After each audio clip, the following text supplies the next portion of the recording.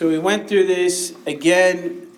This should be no question that we answered most of the questions, unless I said we're going to wait until to go over it again later, right? Someone asked, when are we going to do the pages that we skipped? We'll do the DNA replication. You're starting it this weekend, and we'll continue it after the test. And we're going to, right after we're done with DNA replication, we're getting to mitosis, meiosis, and then we're going to start doing genetics. We're going to start looking at Punnett squares, but complicated ones, dihybrid crosses, not single monohybrid crosses. And we're going to have to do FOIL. You know, FOIL, the stuff you're learning in Miss Simpson's class. We're going to have to do FOIL there to look up what our gametes are. And you're going to do all kinds of stuff. And so we're kind of behind. I'll be honest, we're a little behind. So I'm feeling a little stressed there. So we talked about plant DNA, bacterial DNA. We talked about the different kinds of chromosomes, how DNA is wound up, what the different structures. People were like, more than one kid came to me and said, well, how is DNA put away? How do you put away DNA? Well, this is a whole page here explained to you how to package chromatin. Chromatin is a word for the DNA molecule when it's unwrapped. So it looks like spaghetti when it's all unwrapped. The chromosome, as you know it, the little chromosomes we draw that look like this, the ones you cut out and taped on to the correct place on your page, they look like this, and they're different sizes and different shapes. This is actually what they look like here. This is a drawing. This is when they're all wrapped up and ready to be separated in the cell. This is for mitosis. They've been copied. They've been linked together, wrapped up, linked together, and then we're going to separate them. So chromatin is when the chromosomes are all unwound. We call them chromatin. When they're all wound up and packaged away, we call them chromosomes. But they're all the same DNA molecule. Are we all good with that? All right. So seeing as there's no questions and moving on, you look at the banding pattern, ask you questions, we answered them. Here's the activity we did in class. You did it, or you didn't do it, whatever. It should be ready to be turned in, right? This is not something you've turned in yet. There's what you cut. If you don't notice any abnormalities, you were supposed to identify which one was.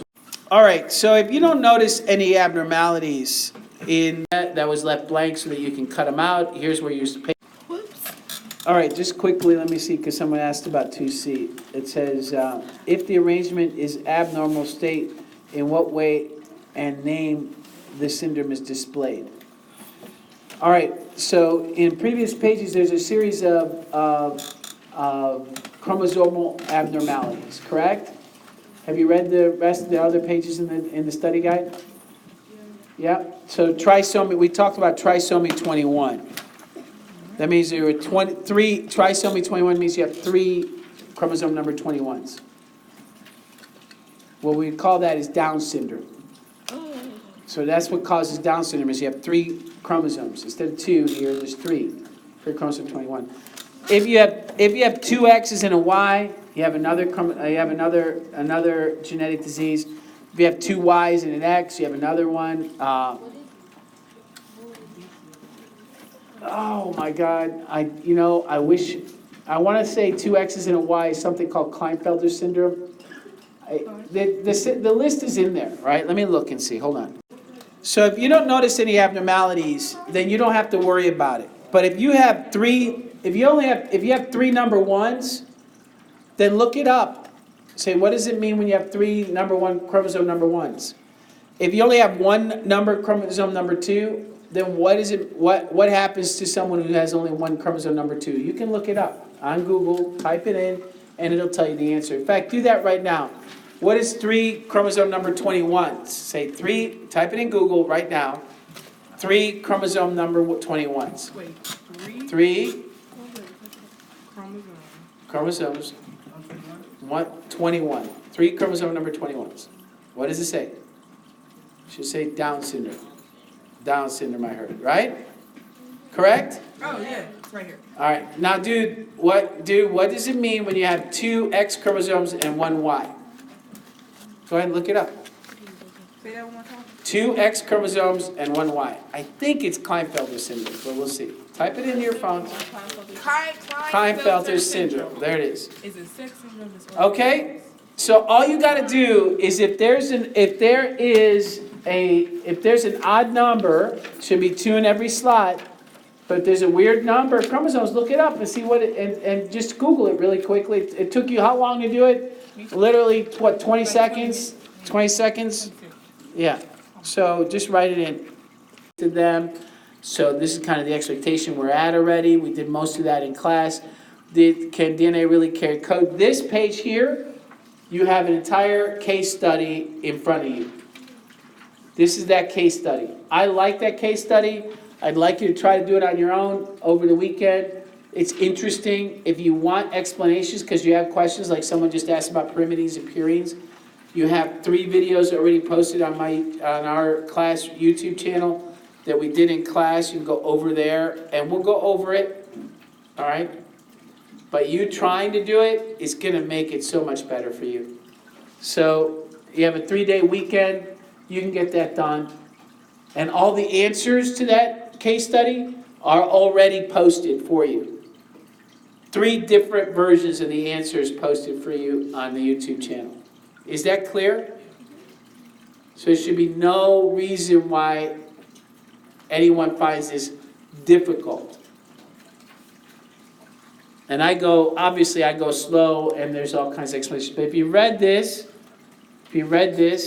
you'll see that these experiments that they discussed here briefly are discussed in detail in that study guide, in that case study.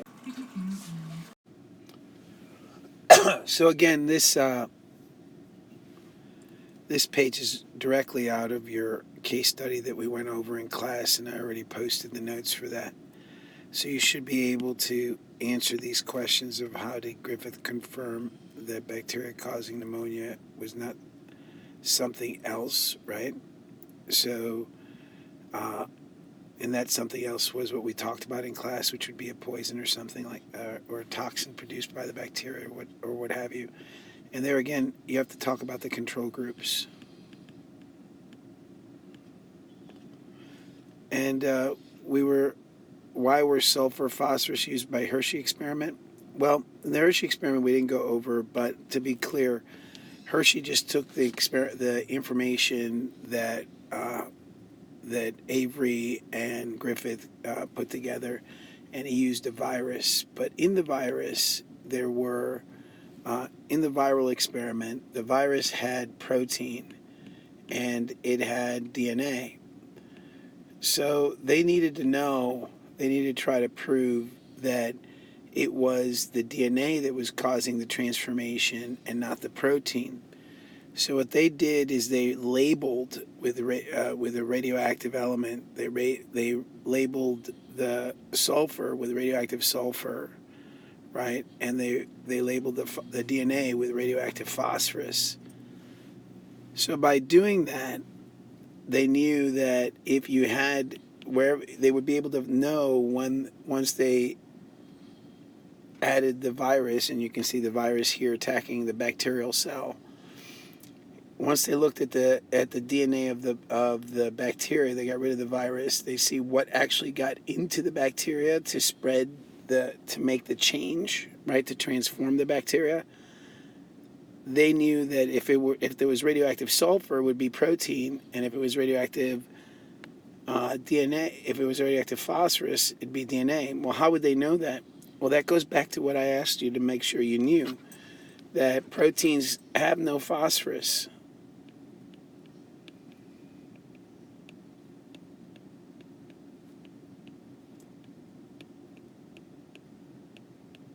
And you should know that by now, right? And you should know that DNA has no sulfur.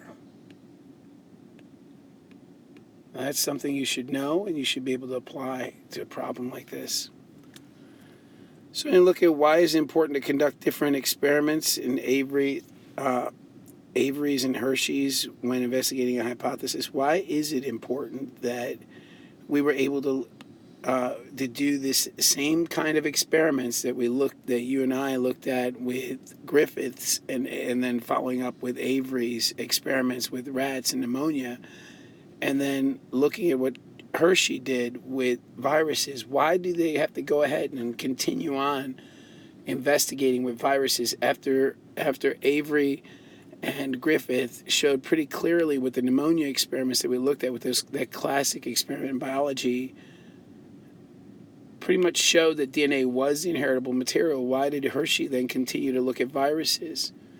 Well, I hope you know that by now that in science we look at multiple avenues, right?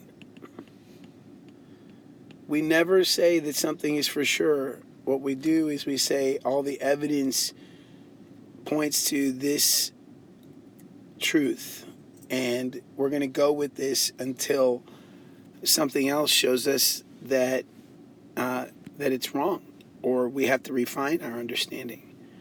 So one line of testing led to us thinking DNA was the inheritable material. Then Hershey came along and said, well, if that's true, then this needs to be the case. And that was the virus. So this was the bacteria that Griffith, etc., looked at. And then Hershey decided to look at viruses. So they were looking to see if DNA the inheritable material. In all cases, was DNA inheritable material at all? Was there another explanation? Could protein act as the inheritable material? Maybe in bacteria it's DNA, maybe in viruses it's proteins. So they were looking at the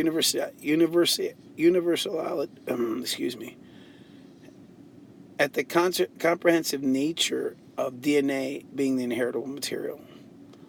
And it turns out it was DNA. So DNA, we're pretty sure at this point, and with all the experiments since then, it's pretty well known that DNA is the inheritable material, is the stuff that has the basic code for life. And then again, I explained it in the video. DNA molecule, what is DNA molecule? How long are they? What are introns? What are exons? We talked about this over and over again, cutting out introns, splicing together exons. This is all explained here. We went over it in class. I drew it out. I talked about post-transcriptional modifications.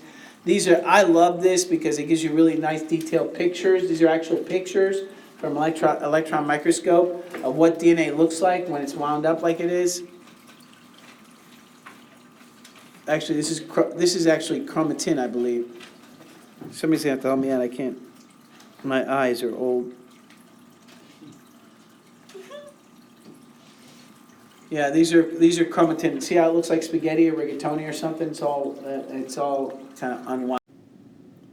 Now here again is this whole discussion of introns and exons, where you're looking at the introns being taken out and the exons being spliced together and in alternative ways, right? So when you're looking at that, you have to consider what is DNA like, and how you process that RNA after RNA is made. I actually went through with some kids after the exam, and the kids that didn't do well didn't even understand transcription and translation that well. Now that's disturbing. That's disturbing that there's any confusion still on the difference between transcription and translation. At this point, people should know that transcription is going from DNA to RNA,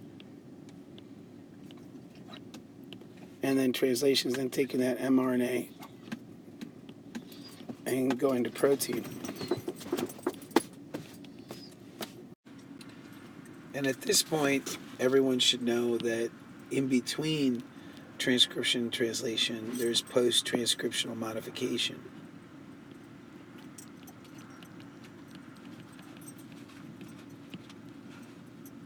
So after transcription, but before translation, there's a change.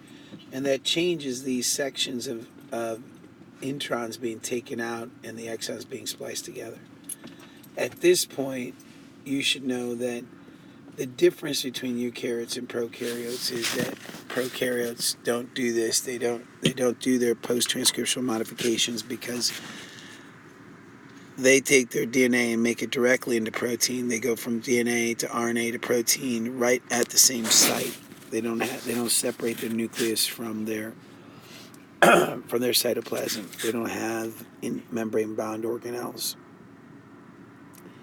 So they tend to have less DNA, but they also tend to use that DNA in a much more direct method. They have less need for various tissues. They're single-celled organisms, so they don't have to have specialized cells that turn certain genes off and others on, and produce specific proteins for specific purposes.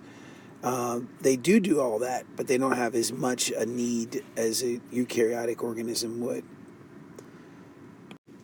So when we look at DNA in eukaryotes, we have to think about how complicated it is.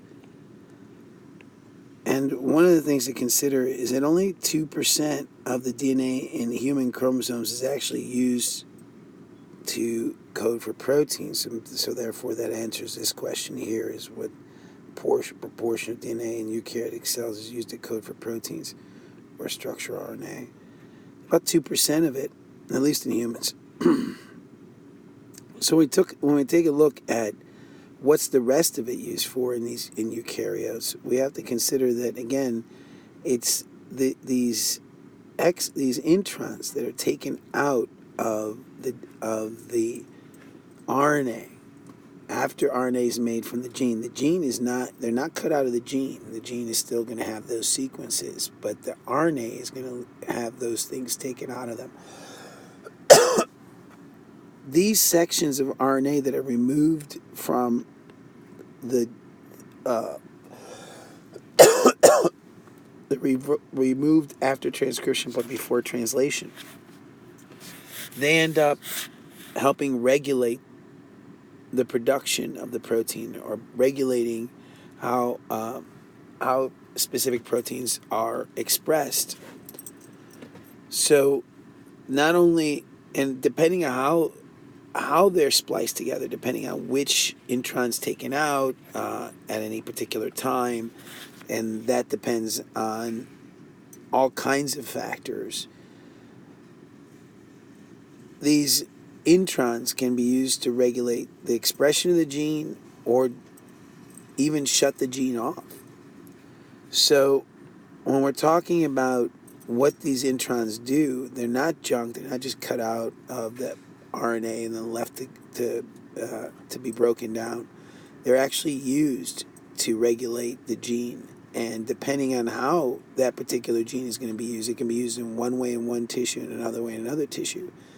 That same gene can produce different proteins. And that goes to that whole concept of the central dogma of molecular biology not really being correct in eukaryotes.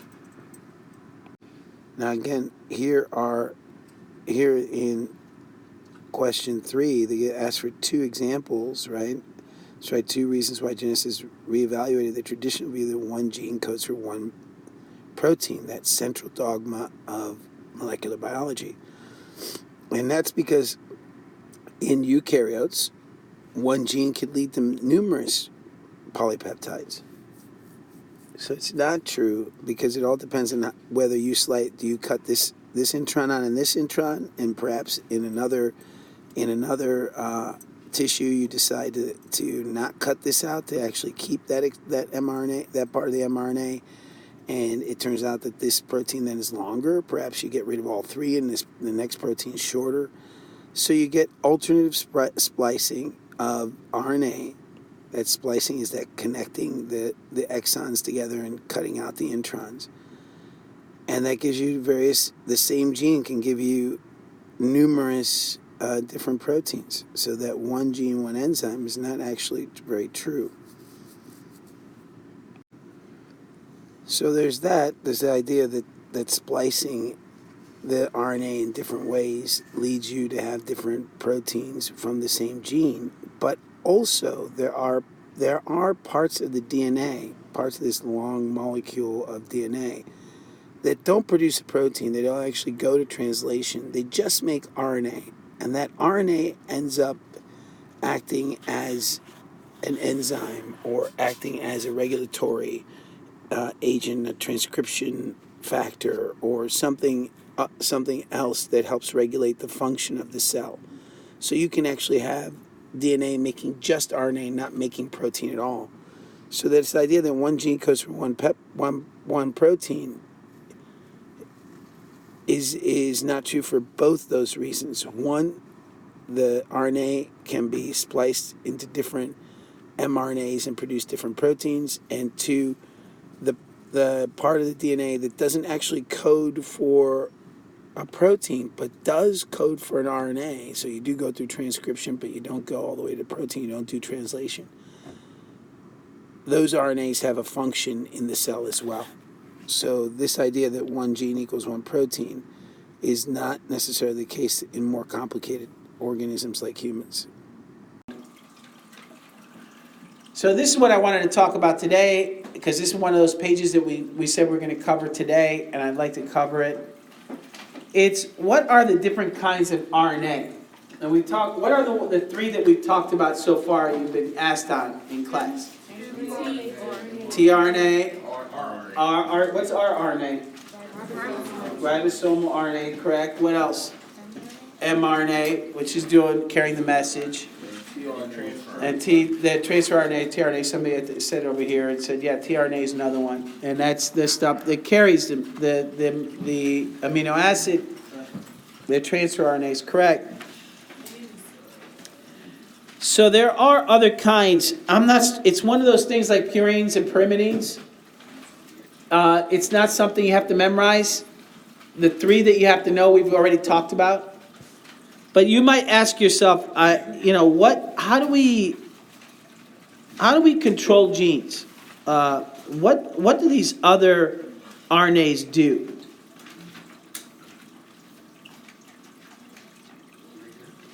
Well, this is a list of all the different kinds of RNA that are in your body, that you're in your cells, that do different things, and some of them are stuff that we do in laboratories. We use these different RNAs in laboratories to turn genes on and off, to cut genes up.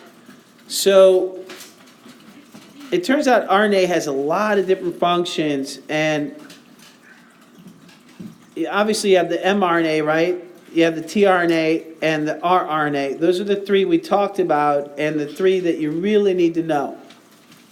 If you're not going to learn anything else on this page, you better know those three. But then you have to modify the RNA. We talked about that, the post-transcriptional modification. Well, RNA gets involved in that. And it gets involved in regulating the translation, right? How do you regulate whether a protein gets made? Or is it just the mRNA that's made? Or how do you get rid of mRNA? How do you get rid of mRNA after you make it? What happens to it after you made it? After you've made the protein, what do you do with the mRNA? Well, it turns out the RNA is used to destroy it. And then what do you do? And then we have these things called short interfering RNAs, or we also call them microRNAs. They interfere with the protein synthesis, right? That's how you turn off genes. You can turn off, let's say you have a protein, you're making a protein, insulin. I'm just using insulin as an example. I'm not sure if this is the control mechanism or not, but let's just say it's insulin. You ate a candy bar, so you made some insulin, got rid of all the sugar. Now you need to shut that off. You need insulin turned off. Well, one thing you can do is you could, again, not knowing how that particular mechanism works, you could shut it off. Obviously, you could stop making the mRNA, but you still already have mRNA that's made, correct? And that mRNA will continue to make insulin, even after you need it shut off. So how do you stop the mRNA from making protein? It turns out you have these things called microRNAs, that actually link up with the mRNA and stop it from being able to be used by the ribosome to make a protein.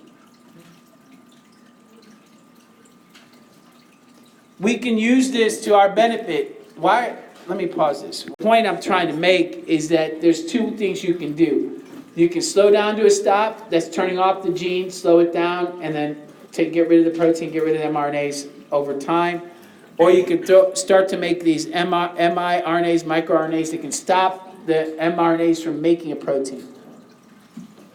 So that's just one of many different functions RNAs do. So there's a bunch listed down here. There's 4 actually. There's obviously the messenger RNA, tRNA, and rRNA that you need to know for the test. I think I've said it 4 times now, so to make sure you know that these are needed for the test. Is that clear to everybody? mRNA, tRNA, rRNA, you need to know what they look like. What they do, not what they look like, but what they do and what their names are. Then you have RNA interference. So there are these micro miRNAs and siRNAs. They can be used to cut up RNA or to defense against viruses. When a virus starts to make its RNA in your cell, your cell can use these RNAs to shut down that virus. So these are things that your body can do. These are things your body can do to stop the production of proteins for whatever reason. All right, that's all we need to see. So again, if we're going to look at like what is the purpose of this entire page, I want to emphasize that number 1, the 3 main types of RNA are messenger RNA, tRNA, and rRNA, but also that there are different kinds of RNAs that do act as enzymes. They act as regulatory agents, right? They help stop or start the production of one thing or another. So when you look at this area here, this would be some DNA in the nucleus that doesn't code for a protein, but it codes for a microRNA, a small piece of RNA, that then leaves the nucleus and binds to the mRNA and stops it from translating. So the nucleus, the cell, has ultimately numerous control mechanisms that allow a gene to produce a protein, an mRNA, then transcribe it, then translate it. It could start it or stop it based on signals from outside the cell or from within the cell. It could then produce a microRNA that, even though it produced the mRNA, it needs to stop it, so it stops it on the outside at the ribosomal level by binding to the mRNA and not allowing it to bind to the ribosome. So there's all kinds of things that RNA can do, that the cell can use the DNA for, that doesn't produce a protein. We even have these things called dicers. They can actually cut up double-stranded RNA that comes from outside the cell, like from viruses, and they literally cut up this double-stranded RNA into these sections that the cell can recognize as being abnormal, and therefore it has to be gotten rid of. So RNAs have all kinds of functions in a cell, but the 3 main ones that you need to concern yourself with at this level is a messenger RNA, transfer RNA, and ribosomal RNA, while always keeping in mind that the DNA in the nucleus is very complicated, and there's all kinds of control mechanisms that we're not going to go into that help to regulate the production of a protein, how much, what kind, so that you can get all these complicated tissues throughout your body. Again, it would not be necessary to single-celled organisms in a single-cell organism like a bacteria, because they're just producing what they need and moving on. Seeing there's no questions or concerns about the content, you need to go restroom, go, sign out, take the pass. Then we can take a look at these, ATGC, the base pairing rules. I think we should have this done already, right? This is pretty straightforward. I've seen a lot of kids already have it done. Please, again, in case you haven't done it, so you can have it ready to turn in next week, Please remember that these are kind of shadowed out. You can just put them in. The T goes here, so obviously you're going to have an A here, or U if it's RNA. There were the ones you were supposed to cut out. This is left blank so that you don't put the back side up. Now, DNA replication. You're asking when we're going to do this. We're going to do this next week after you've done your case study. Read your case study. Read it because that comes before we actually go.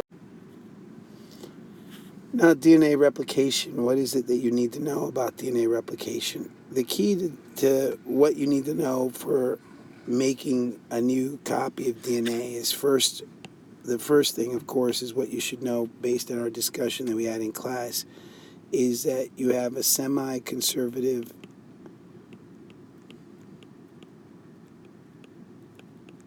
process.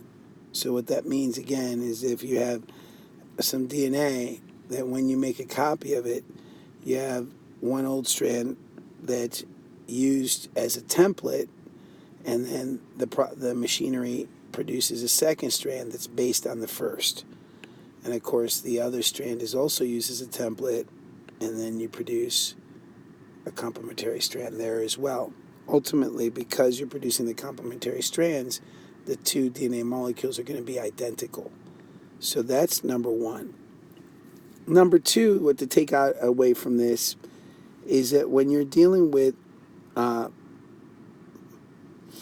making copies of DNA, you have to unwind that DNA. You have to read one.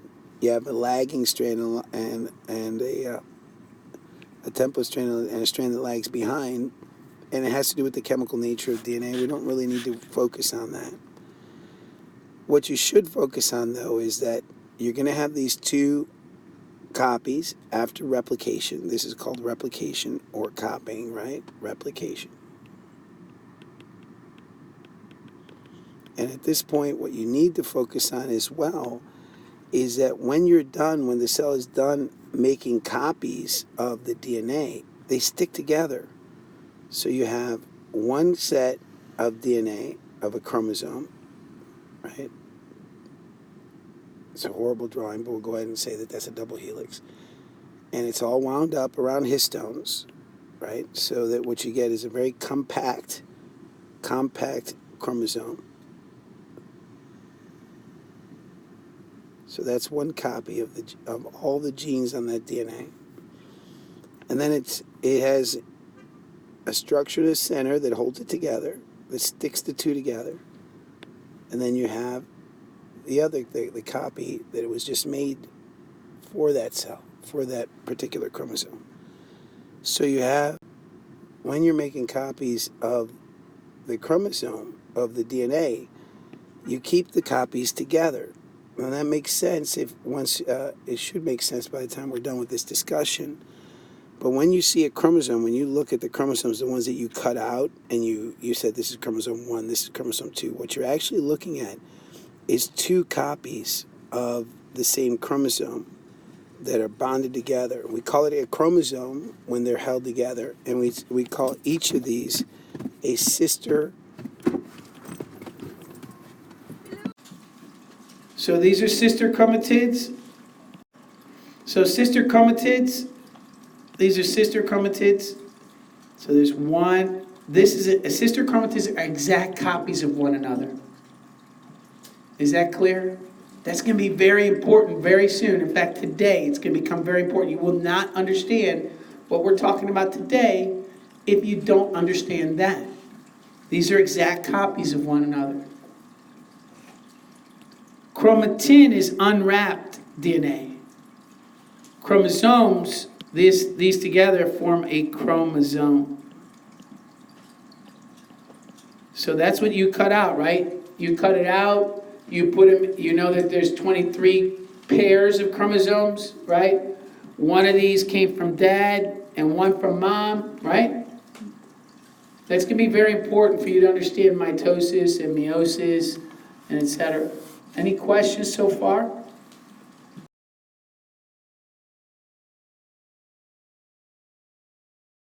We talk about it here. So let me ask you something. You were at one point, when your mother and father got together, how old are you? 14. 14 years and 9 months ago, right? 14 years and 9 months ago, for some of you, maybe 15 years and 9 months ago for others. Your parents made you by putting together one single cell with a nucleus, a nucleolus, Golgi body, endoplasmic reticulum, ribosomes, right? All kinds of organelles, lysosomes, etc. That fertilized egg, that thing we call the zygote, it's called the zygote because it's a single cell. Like a single cell like you scratch when you scratch your skin, or a single cell. So that single cell was, became you. How? Did it grow bigger? I should have people, so many people answering. What happened? It duplicated. It duplicated. It went through a process of cell division. It went through a process, it's called the cell cycle. Now it's going to be important you understand the cell cycle before we go into mitosis and meiosis. Unfortunately, people in the world keep making mistakes about what they keep confusing cell cycle with mitosis and meiosis. You know what? It's easy to do. So I'm not going to pretend like I haven't done it myself in a conversation or having a discussion. When we talk about, oh well, things do this by mitosis. Although it's true that mitosis is used for a certain purpose, it's not true that the cell cycle is mitosis. So the cell cycle is slightly different from mitosis. I'm about to go over it. You need to draw it, and you need to memorize what the cell cycle is. You need to memorize it. The better you understand the cell cycle, the better you're going to understand mitosis and meiosis, and then genetic inheritance. It all links together. Everything feeds into everything else. So the first part of the cell cycle, and it's a cycle, so what shape do you think we're going to be talking about? Circle. A circle, that's right. So when we're talking about a cell cycle, usually we'd like to draw a circle. So the first wedge of this circle is going to be G1. G1. It's a wedge of the circle. So it's like a pie, right? A pie wedge. So it's called G1. So in G1, you have is the normal function of the cell, right? The cell's doing everything. But in G1, it's getting ready to go on to G2. So it's a cycle, so it's doing stuff. And one of the things it does in G1 is it gets ready to go on to G2. And what that's doing, and now let me ask you, if you're going to take this one cell and it's going to split into two, what do you have to do?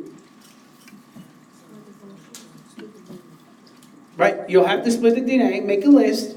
Make a list, we have to split the DNA.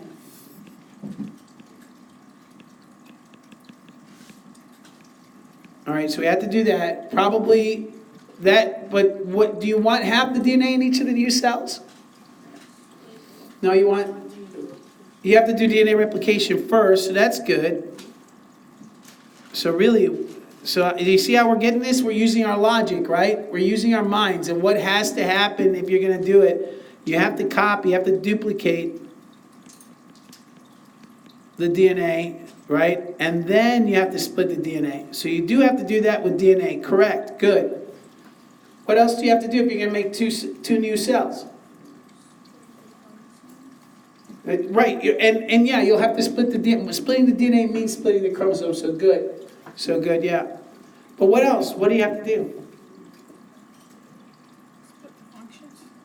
Right, but what is that all there is in a cell is DNA? Yeah. Say what? Okay, organelles. What about the organelles? You have to make new ones. You have to double everything, right? Is that correct?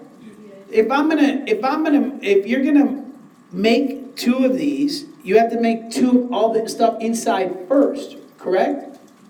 To endoplasmic reticulums, to Golgi bodies, double the amount of ribosomes, double the amount of mitochondria. All that has to happen before you can make two new cells. Do you agree? All right, so all that doubling, so here we're going to say doubling the content happens here.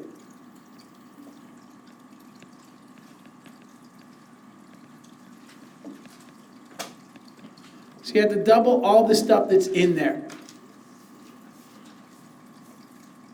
The next step is, you would think it's something called, and by the way, this is not really, this is most of the life of the cell is in G1. It's doubling, but it's also doing what it normally does. So if it's a liver cell, it's doing its liver function.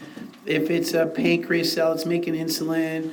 If it's a gut cell, it's absorbing, whatever it's doing, right? Next, we doubled all this stuff inside. What's the other thing we got to do?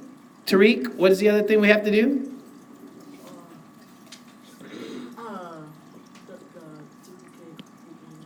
Duplicate the DNA. That's going to be very important. We have to duplicate the DNA, and we do that during S phase, also known as synthesis phase. We've used the word synthesis a million times.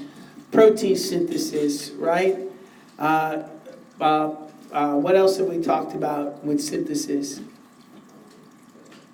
Lipid synthesis, right? We've talked about DNA synthesis, RNA synthesis. So there's all kinds of there's RNA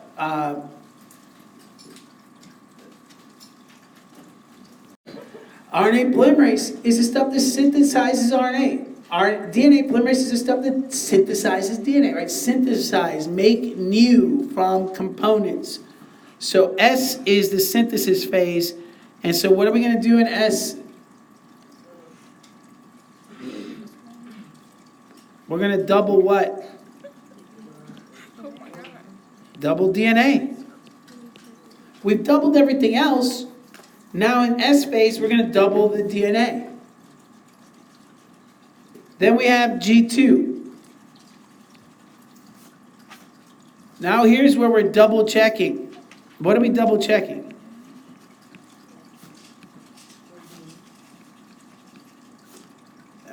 This may not be true for some of you, but for most of you, before you do something really important, what do you do? Yeah. You gotta get, well, yeah, you're prepared, but once you're prepared, what do you have to do? You have to check. Double check that you did everything right. Look, I play a video game called Destiny, and you gotta set up a raid group, and before you go into the raid or the strike, you have to make sure you have the right equipment on. And so I did that the first time, and I invited people to join me. We went into this raid, the Pit of Heresy is called, and I didn't double check. And I had the wrong equipment on. And it was very frustrating. Very, very frustrating. Double checking leads to errors. Not double checking leads to errors because, oh man, I meant to do this and I did that. Oh, I didn't do this. I better get that done, right? If you've ever gone on a long trip, eventually you inevitably forget something, right? So that's why people like to make a list. They like to check it off, and then before they pack the car, they double check it. I've gone to many trips to San Diego, to Atlanta, to Texas, Dallas, for work, for this job. And every time I do this, I have a list. Before I pack so I don't forget my iPad, or my charger, or my underwear, or my whatever, I make a list, and I check it off, and I pack it away, neat in 1 or 2 suitcases, then I go. Double checking is important. We do it every day. How much more important is double checking if you're talking about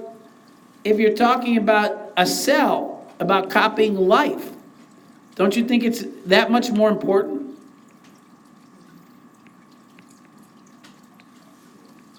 So double checking or G2 happens here, and that's where we're gonna look at you're gonna look at the DNA, gonna check the DNA, make sure the codes match, right? Make sure you didn't make any problems there. Gonna make sure you have enough endoplasmic reticulum, you're gonna make sure you have enough whatever. Then finally, so you've made obviously we're moving in this direction, is that correct?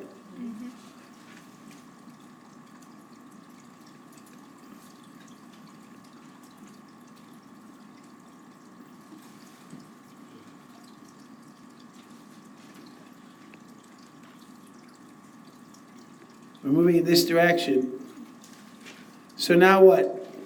We've double checked, we've copied everything. So at this point, instead of 46 copies of every gene, how many do we have? In humans, obviously. Instead of 46 copies of every gene, 2 from each, 2 from mom, 2 from dad.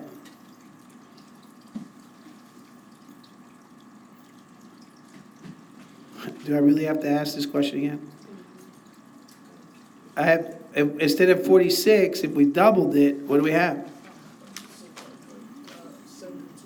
Not 72, 92. I like how people say 92 with like indignation, right? 92, not 72. How is the only one that said anything? Where were you when I was asking a while back? So here we doubled it to make 92 copies. Now this is where the mistake is going to happen. This is it. This is another part of that mistake I mentioned earlier in the previous slide. When we make copies, we stick them together, don't we? So we still only have 46 chromosomes, but we have 92 copies. Why? So let's look at chromosome number 1. We still have only 2 chromosome number 1s. I'm going to make moms in red. I'm going to go ahead and be sexist and make moms in red and dads I'll do in blue, okay? Red and blue, red, white, and blue, man. Be American and sexist all at once. Or genderist or whatever you want to call it. So you got mom and dads. But look here. Look carefully. These are still 2 chromosome number 1s, correct? What do we call them when they're stuck together? Chromosomes. When they're stuck together, they're connected by a centromere, right? They're connected, they're wrapped up, but they are 2 copies of the same chromosome. They're exact copies, sister chromatids that make up 1 chromosome. Are we clear? But notice that there's 2 copies of each. So now if they multiply this times 46, you got 92 copies. 92 copies of the DNA, but 46 chromosomes. Are we all good with that? I'm telling you this, it's really the big part where people make errors when they think about this cell cycle business. All right, next. We made 92 copies, we've checked it. We spent our time checking it. Everything seems kind of right. What's next? We checked it, we doubled everything, everything's doubled. The cell got bigger, slightly bigger. We got everything doubled. Got to split it. Well, it turns out before we split the cell, we do something called mitosis. We do something, it's called M phase. M phase because M could be mitosis, and tomorrow we'll talk about M being meiosis. All right, we'll talk about that. But M phase is when you when you split the nucleus. You split the DNA. Here you're splitting, so let me be very clear. Splitting the DNA. Are we good? Yes. So in this part of the cell cycle, here you're talking about splitting the DNA. This is mitosis. This is all mitosis is taking that cell, taking that nucleus, and making two of them. You already copied the DNA, you copied all the information. Now you got to split the two copies apart. Last step here is something called cytokinesis. Cytokinesis. Cytokinesis is the shortest part of this cell cycle. What do you think cytokinesis is? Yeah, moving is correct. That's a good use of your breaking down words, context clues. Very good. Kinesis would tend to make you think moving. Does that have something to do with cytoplasm? Cytoplasm, another good use of words, right? So you're moving. Now you've split the nucleus. You have two nuclei. You got double everything. What do you got to do? Connect everything together, guys. What do you got to do? What's the last thing you got to do? Move the cytoplasm to do what? Say it. Think.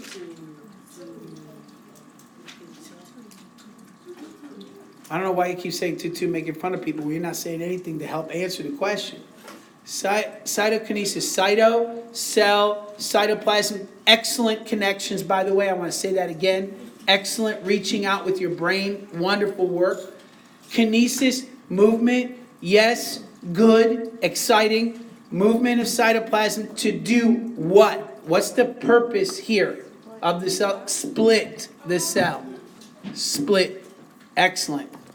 So cytokinesis is splitting of the cell. So here you start with one cell.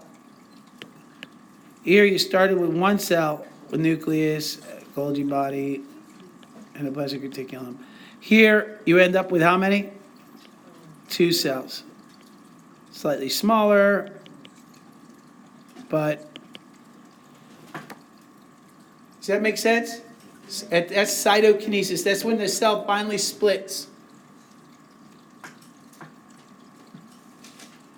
So that's the general idea. Does it make sense to you? Is it something that need? I mean, obviously we're going to work on the details. Is that something that makes sense though so far? I don't have anyone sitting there thinking, man, I don't get this. I don't know what he's talking about. I don't got people that when it comes to the test, I don't have people here that they're going to come on the day after the test for the retake, tell me they never even heard of cell cycle. I'm not going to have anybody come in here, right? Like they told me they didn't hear it, they didn't understand what transcription was, right? Nobody's going to come in here and tell me they didn't hear about this, they didn't know about this. All right. So doubling the content, the whole point, and if you ask yourself, why did he go through all this detail? Think about it. You now know not just the steps, but you also understand why they happen. If you understand why they happen and you forget the order of the steps, you should be able to figure out what they are. You know, let's go over it really quickly. If you have one cell, it's spending its G1 getting bigger, making copies of everything except the DNA.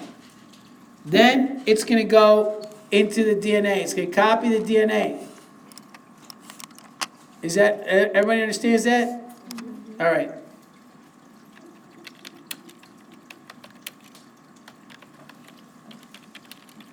Next, after it's copied and remembering, and this is a really key point that leads kids to be confused, leads adults to be confused. I know plenty of college students that get confused by this. When they copy the DNA after S phase, after this phase is done, every single one of the chromosomes, dad's chromosome and mom's chromosome got copied. Those two copies are connected into sister chromatids. Is that clear? When the DNA is copied at the end of S phase, you don't have 92 individual chromosomes. You only have 46 chromosomes. There's 46. You cut them out. Remember you cut them out? Do you remember cutting them out in your lab activity where you cut out the chromosomes, you organize them into different numbers? Is that correct? Yes or no? I hear some people saying yes, a lot of people are just ignoring me. Yes or no? Do you remember doing that? Yes. Okay. So what you were cutting out is the DNA after S phase, when they had two sister chromatids stuck together. You had two of each. Do you remember that? Yeah. Two of each. 46. That was at the end of S phase here. Now, I want to be absolutely clear here. When this cell cycle, a lot of people say that cancer is mitosis going crazy. It's kind of true, but it's mostly not mitosis going crazy. It's the cell cycle going crazy. This is programmed to happen a certain number of times. There are signals that your body gives each cell. When you cut your cell, when should you go? Well, obviously when you're going from a zygote to a trillion cells the way you are today, correct? So when you're growing, so one time you're going to do the cell cycles when you're growing into adulthood. And you're doing that right now. Some of you are still growing this summer and tight, but your brain is growing, your fingers are growing, every part of you is growing. So you're doing the cell cycle, a lot of it. When else would you do this cell cycle? When would you make copies of a cell? When would you need to make copies of a cell? What's another reason you'd make, go. That's right. For repair, right? So when you're growing or when you're repairing injury, right? Or any kind of damage. Salamanders can replace whole arms. We can't do that. There's an active line of research that some of you might get involved in to try to figure out how we can get a human to regrow a whole arm. Wouldn't that be cool? Two people lose their legs, you just put some solution on their bottom part and they grow two new legs. You remember, what's that really funny, though you probably should not have watched it, but I'm sure some of you did. The anti-hero that can't die. Deadpool. Yeah. Deadpool. You guys have seen Deadpool? Yeah. Some of you have, all right. Deadpool's superpower is that he has cancer that's controlled. So the cell cycle is out of control, but he has a generalized control over it, so he's able to regrow his tissues really quickly. In fact, he's gotten chopped in half, and he's grown two new legs. You remember that? All right, so that's what happens in salamanders. That actually happens in salamanders, just not in humans. Yeah. I remember watching The Amazing Spider-Man, and the dude, he was testing out lizards, and he could grow back his arm. Yeah. That's what we're doing. Yeah, starfish too. Yeah. In fact, there are these little creatures, microscopic creatures known as planaria. They're actually cute little things with two little eyes. They're not eyes, but they're like I forget what they call them, but they're photosensitive spots, eye spots, on top of their heads, so they can see light from on top. You can take those, put them in a blender, and have 1,000 new planaria by the end of the day. What about jellyfish? Jellyfish, I don't think so. I know you can. I know the starfish. Huh? Do you like lemons? And they just like Planaria. I know, like, Not starfish. no, Starfish. I'm saying the planaria, you just stick it in the blender and then you like blend it. Yeah, it cuts them up into little pieces, right? And you cut them up in little pieces. Each little piece will grow into a new being. Oh my god, I want to try that. You can get them from biology stores. But here's the thing. Well, I'd like to try to do it at the end of the year. And the problem is the longer it takes us to get to the end, the harder it is for me to do the extras, right? So, anyways, the starfish is a good example. You can cut a starfish in half, you'll have two starfish. Cut a starfish in threes, you have three starfish. They'll grow from whatever. Now we're a little different. You cut us, you can imagine if we had that power, if we had cut at our waist, we can grow new legs. But will the legs grow in a new person? Like a starfish, you cut a starfish in half, each half will turn into a new starfish. I cut you in half, will there be two yous? No. Well, not now, but not now, you'd cut you in half, you die, right? So, but the point is that it's a little more difficult with humans than it would be with a starfish, right? So, in any case, when you're dealing with the cell cycle, when this gets out of control, unfortunately, now you have something called cancer. And cancer, what cancer does is it's just this, it does one cell going to 2 cells, 2 cells going to 4 cells, 4 cells going to 16 cells, exponential growth without any stopping. Nothing stops it. And you might ask yourself, why doesn't your body kill it? Like we kill our like my body's killed this bacteria that's taken for a week and a half to kill. I don't understand why it's taking so long, but it's finally going. So here we have this bacteria that my body's killed. Why wouldn't my body kill the cancer that's growing in my cell? Because it's myself. Because my body doesn't recognize it as not being me.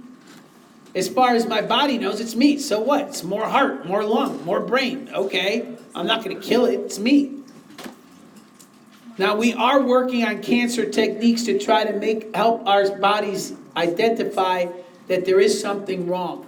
We can identify certain kinds of cancers, certain changes that our bodies do recognize as being foreign or being mistakes, and our bodies do kill some types of cancers pretty quickly. But other types come under the radar and they grow out of control. They have these big, what we call masses, and you'll see them growing in the neck and they suffocate us, or growing in the brain and they give us brain damage, growing in our heart, stop our heart, growing in our lungs and they stop our lungs. So they impede on the normal function because they grow so big. Yeah. What about like what's going around now, like coronavirus?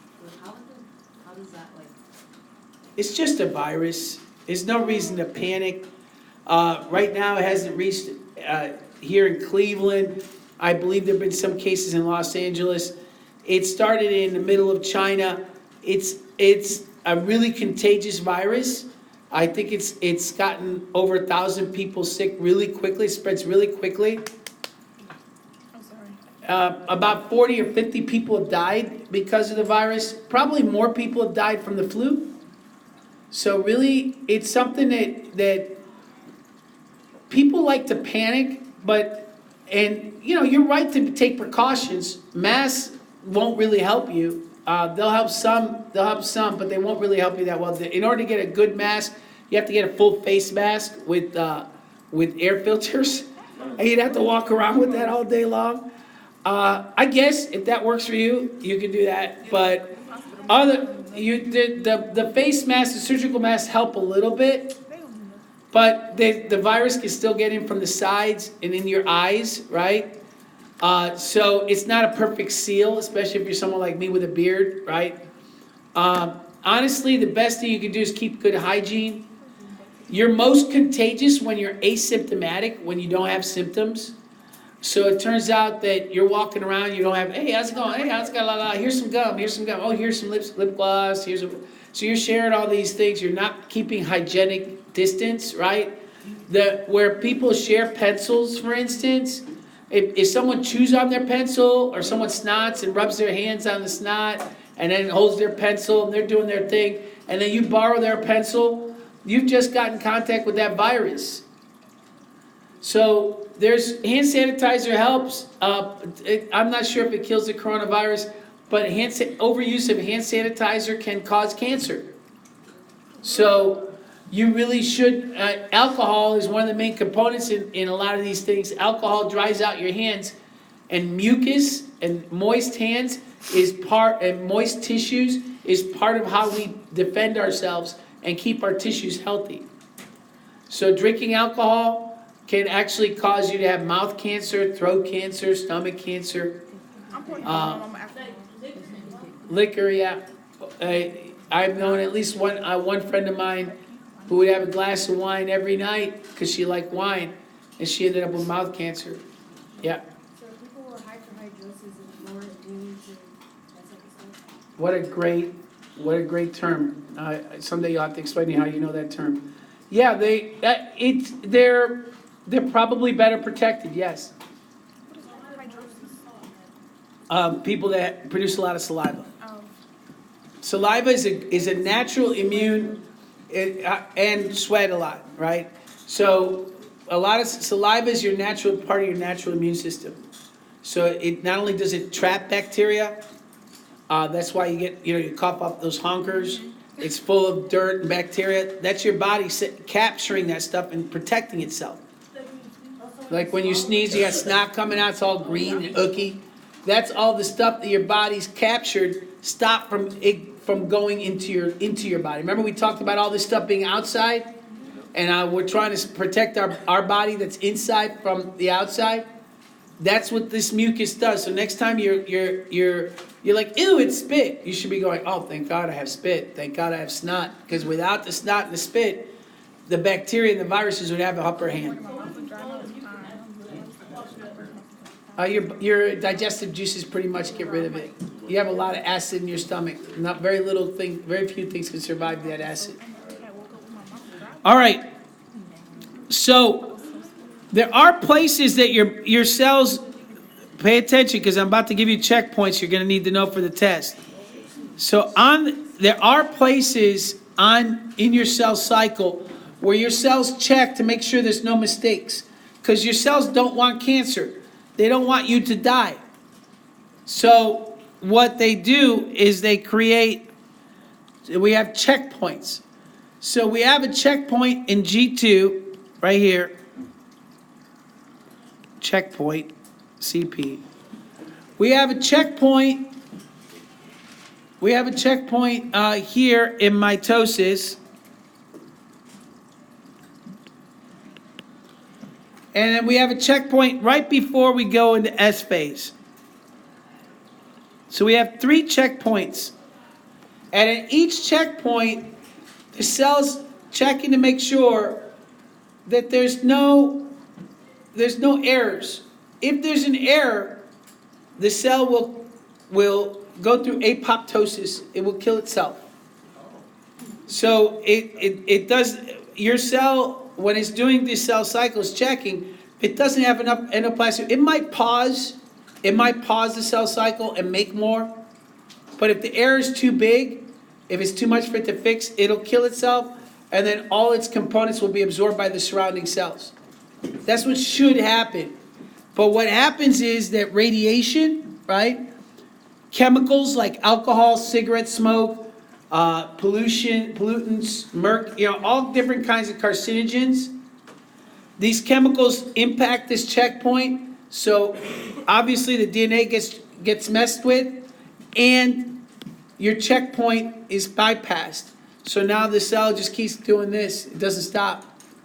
If you break the checkpoints, there's no stopping this cell, and you get cancer. That's all cancer is. Now, you can get cancer anywhere in your body. Skin cancer is known as melanoma. What you have, moles. Moles are a type of this cell cycle issue happening. Luckily with moles, your body's been able to stop it. They're benign. We call them benign. It means they're not growing. But you always have to keep an eye on moles, because moles can quickly turn into cancer. So you should always make sure they're not getting bigger or changing shape. If they are, you should go to a doctor and they'll look at it and they'll make a diagnosis. They'll take a piece out. They'll do what's called a biopsy, and they'll check and see if it's spreading. If it's spreading, they'll take the whole thing out. I told my wife had one like that, and I said, just remove the whole thing. Why are we even doing a biopsy? Just take the whole thing, then check, make sure you got the whole thing, and we're done. I can walk away in peace, right? It's just a little scar. I can live with that, right? It's a lot harder to say that about breast cancer, right? Angelina Jolie decided to go ahead and remove both breasts because she had a gene that would made her highly susceptible to getting this type of cancer, this breast cancer. And she saw her mother go through this and die, and she didn't want to do that. She wanted to be there for her kids. So she had both her breasts removed. I think she had a hysterectomy as well. This removal of ovaries and uterus. So these are really serious decisions to make based on what your chances of having cancer are. So this mitosis, meiosis, the cell cycle has real life implications. Everybody in this room, whether you're going to study biology or not in the future, this will absolutely impact your life. Someone you know will likely have to fight cancer at some point in their life. Unfortunately, God protect us and help us all. Yeah. I was gonna say, cause you said cancer, like, they keep going, right? Like, certain points, like, they can't stop. So, like, say, like, somebody get a cure of cancer, it's stopping, like, it's not continuing going. What a great question. So yeah, our whole job, I work with a professor at Case who is working on a way to stop cancer by sending a gene into the nucleus using little gold particles with DNA on the outside and using a gun to shoot the DNA into the nucleus. It didn't work, but he tried. So yeah, if we can, the whole point of cancer is to stop it. So surgery, what does surgery do? Surgery just takes them out. Yeah, if you miss one. If you miss a single cell, just one single, how hard is it to miss a cell? It's not hard. Like my grandpa had cancer in his ear, and they removed all the bones out his ear. That's right. So what they'll do, all right, you know what? I think it's worth it we talk a little bit about cancer. What do you think? All right. This is something, you have to know this stuff. And tomorrow we're going to go into mitosis, meiosis. Be ready for that. You can start by going over your review sheets that you have in your study guide. So again, I'm going to say it one more time, and then I'm going to move on. So one possible way, if you think about how the cell cycle works, is you could have a genetic mutation, like Angelina Jolie has, right, that could make you susceptible to cancer because maybe it makes the proteins that are involved in these checkpoints weak, right? And so these checkpoints don't work the way they should. And so you get cancer. And it might be in a specific tissue, like the one that Angelina Jolie had was for breast cancer. And I believe she had both her breasts removed to prevent the chances of her getting breast cancer because she knew she had a gene that would impact her chances of getting cancer. Perhaps, I don't know, right? But perhaps that gene created a protein that was involved in one of these checkpoints. Is that making sense? So that's one way that a mutation could cause the cell cycle to go crazy. Because if these checkpoints don't work, then the cell is going to keep doing its thing, going from 1 to 2 to 2 to 4 to 4 to 16, etc. And then you get cancer. Then the other way that it could happen, I can envision this happening, is you could take in a chemical that, number one, the chemical can mutate your genes, so that would do that, right? And then the other way the chemical could impact you is that the chemical might be able to stop the proteins from working. Maybe the receptor it binds the receptor that shuts down the checkpoint, or maybe it binds with the signal. It stops the signal from ever reaching the receptor. So the chemical might interact not at the genetic level, but at the molecular level and still cause cancer, right? So cancer can be caused by all this. It all depends on the details. You don't have to know the details. You just have to understand that the cell cycle has these checkpoints, and these checkpoints allow for the cell not to become cancerous. And if something goes wrong with these checkpoints, the cell becomes cancerous. It doesn't kill itself, it keeps going, it keeps doing cell cycle, and keeps multiplying. 1 goes to 2 to 4 to 16, etc. So does that why, like, cigarettes, like when you smoke cigarettes, like that it can like mess up the It messes up the cell cycle, messes with the cell cycle ultimately and causes cancer, especially in the lungs because that's the first layer of exposure, but it could cause all kinds of problems. All right? So, yeah, absolutely. All right, so let's talk about cancer. Think about this, and let's go ahead and answer your question as well. So the first thing you got to think about is the scale of what we're talking about.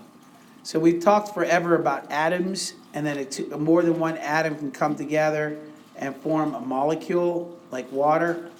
And then these molecules can come together and form macromolecules, big molecules like glucose, right? The chains of glucose those big polymers, or maybe lipids, or maybe DNA or RNA, or maybe proteins, right? So you have these things called molecules. You have atoms, right? Now a bunch of molecules can come together, and at this point everybody should understand that, can come together and form what? What can they form? Say what now? Right, molecules can be small or they can be big, so they can be macromolecules, right? Which would mean things like proteins and DNA and RNA, right? Or they could be small like water. All right, that's true. But once you get a bunch of molecules together, what can you make? What's the next level of organization? I can't hear you. What's a membrane and an endoplasmic reticulum and a ribosome and organelles? Okay, so you get organelles. And a bunch of organelles get together and make what? Cell. You make a cell. That's right. Well, not quite yet. A bunch of cells can get together, and there's going to be a bunch of different kinds of cells, right? So you can have a bunch of cells that kind of look like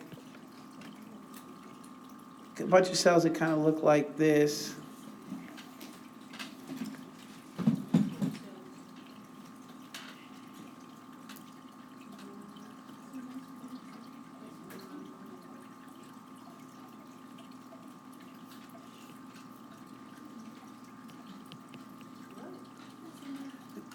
These are nerve cells. Or you could get a cell that looks like kind of like this.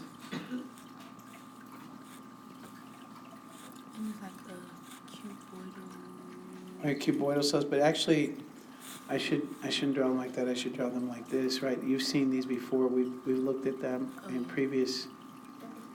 That's right, epithelial cells, very good in the digestive system in your mouth, right? So these are going to be in your. These cells are going to be in your digestive system. Yeah. Dead cells, like skin cells, you said they fall off, right? Yeah. So what happens if a live cell falls off? It's a good question. It dies. Your cells need to be connected to your blood. All your cells have to be connected to your blood. Your blood feeds them. Your blood gives them oxygen. Your cells can get oxygen without blood, especially if they're on the surface and they're floating around. But they need nutrients. They need sugar, proteins. They need to get rid of their waste. So they need blood, some kind of liquid to do that.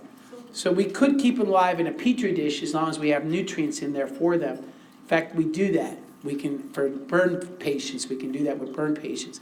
We burn patients, like people that have skin burns. What we do is we take some of their skin and we grow their skin in a petri dish, in a fluid that has nutrients and oxygen, et cetera, for them. Put it back on.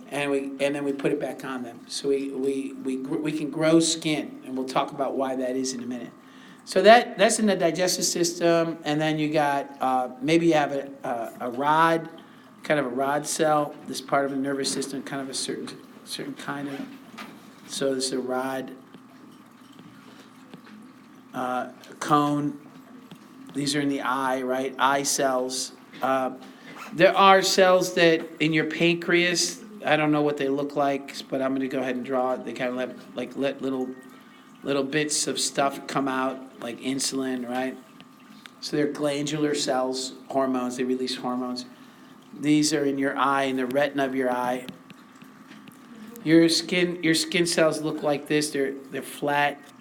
They lay next to each other. They overlap, right? That makes sense, right? Because you want their skin. They're acting like a cover, right? So they're not gonna absorb. These have little wavy surfaces so they can absorb stuff, increase surface area. You don't want to really increase surface area here. You just want to make sure that you keep bad stuff out. So your skin cells have all kinds of weird little functions, weird little structures for that. But the bottom line is that they're flat. They have a nucleus, they have a nucleolus, they have a Golgi body, they have all that, but they're flat. So these are all of these, when there's more than one, and you know the cells in your pancreas will look something like this, and your liver too will look something like this. And they'll have specific structures. There's someone who studies histology, like a scientist, a biologist that studies histology, or a pathologist, a doctor that deals with dead or diseased tissue. They would know what they're looking at. But you can have tissue, you can have actually pieces of tissue. I can go in and scrape some cells from each of your organs, and I can find all these different kinds of cells in your body. You have taste buds, and your taste buds will have different stuff like that. Your ear cells inside your cochlea are what we call hair cells. They look something like that. They have stereocilia. They go like this, and they have little connections in between them, and they look a little like this.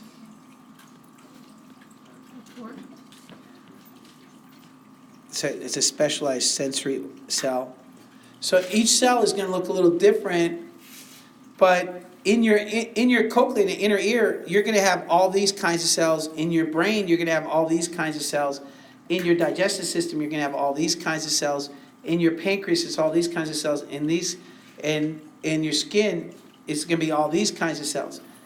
This is what we call, all this together is what we call tissues. These are tissues. So these are different kinds of tissues. So it's a specialized cells that have a specific function. That's what we call tissues. Okay?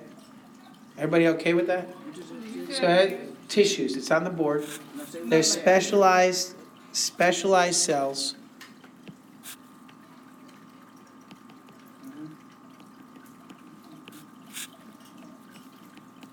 that have a specific function.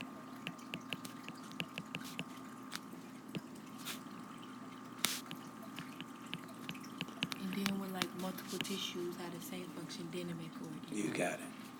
So here's the key. Something you got to think about. All of these have the same DNA. All these different kinds of cells all have the same DNA. This nerve cell, as weird as it looks compared to this digestive cell, they both have the same DNA. Remember what the difference is. But these tissues, when they come together, you can have a bunch of different kinds of tissues, but they can come together to serve a single function. When you get a bunch of tissues that come together to form a single function, you get a what? Organ. An organ, right? So tissues coming together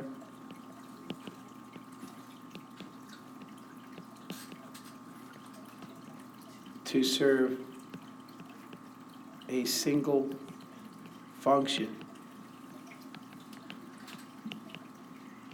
is called an organ. That's what a heart is. The heart has more than one kind of tissue. There's connective tissue, there's muscle tissue, there's all kinds of tissue in a heart, but a heart only has one function, to pump blood. Your brain has astrocytes, has neurons, has blood cells, has a lot of stuff in the brain, but the brain is one organ with one function. So that's what tissues lead to. Now, a bunch of organs together, that's right, a bunch of organs together, and what would be an example of a bunch of organs working together? Let's say the heart and lung. The heart and lungs can work together to do the cardiovascular system. Heart, lungs, and vascular, right?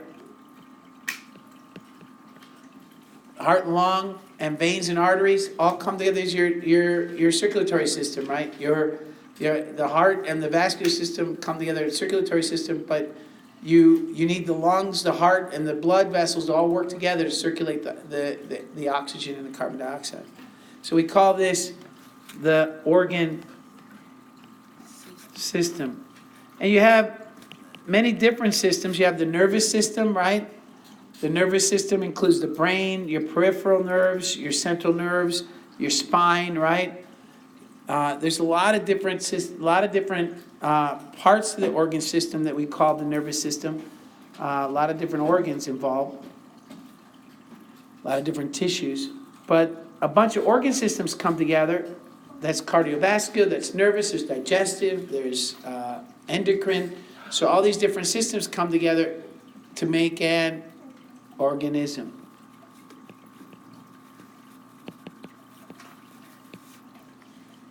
So we talked a lot this year about this level down here. We talked a lot about the cellular level. We're not going to talk a lot about organs and organ systems. You should be talking a lot in Miss Manicourt's class about that. We already learned that. That's how I learned that. All right, so you learned all this already. We touch on organisms, and then we're going to move on to the next step. A bunch of organisms coming together form a population. When we talk about evolution, that's the level of, we're going to start seeing changes in the population. And then a bunch of populations come together to form a community. And a bunch of communities come together to form a what? Can you tell me? A what? An ecosystem, correct. A bunch of communities come together to form an ecosystem.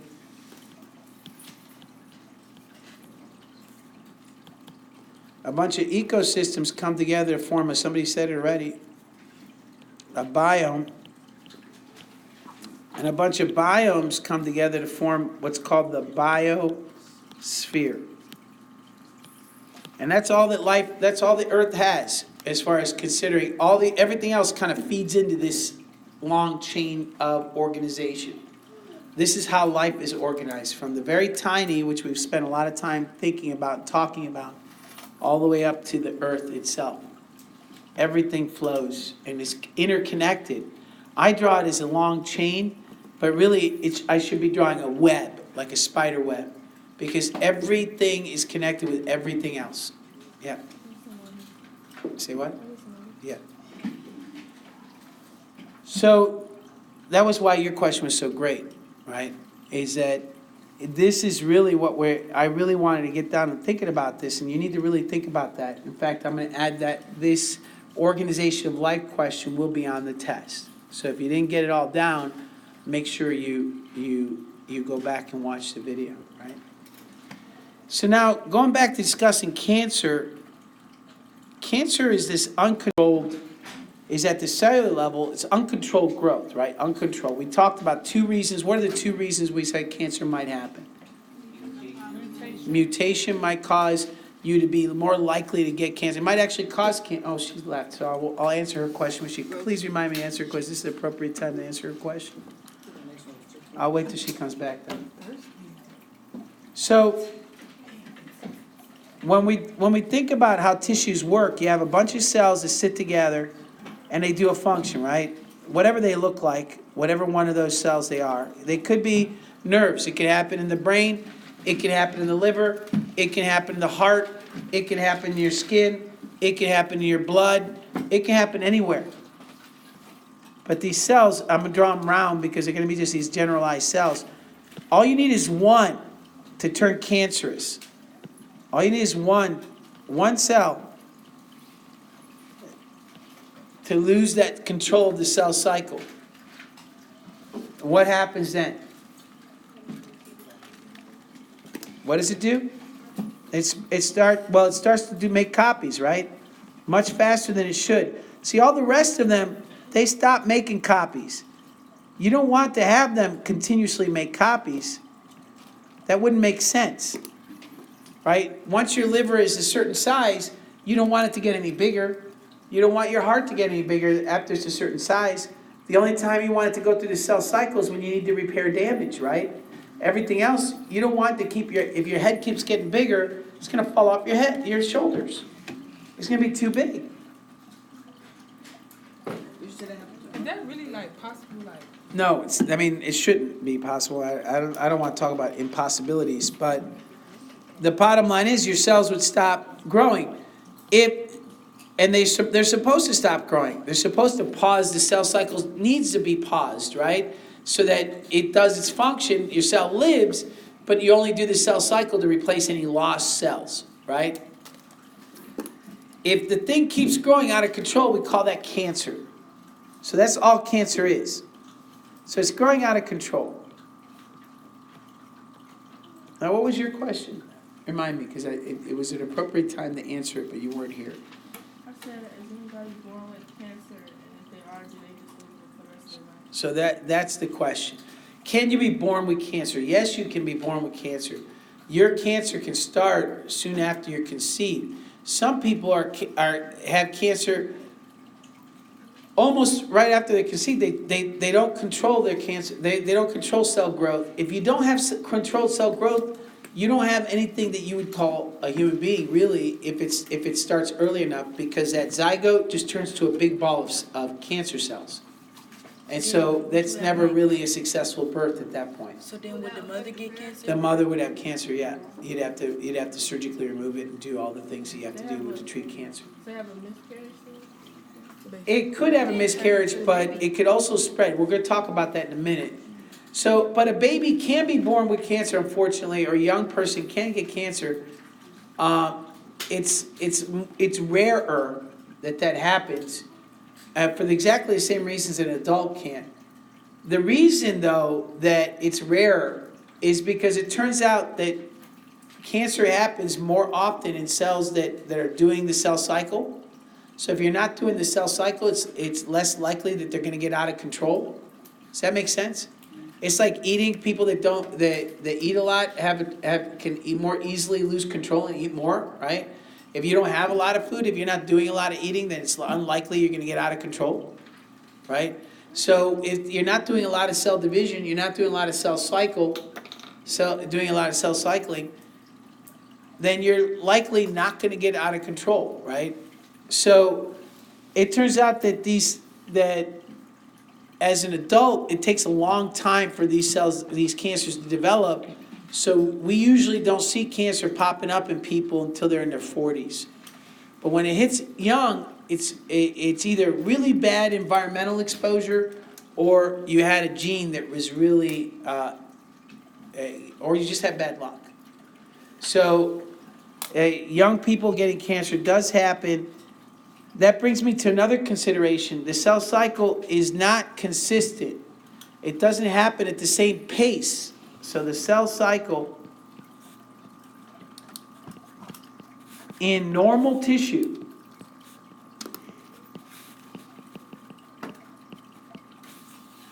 happens at a different pace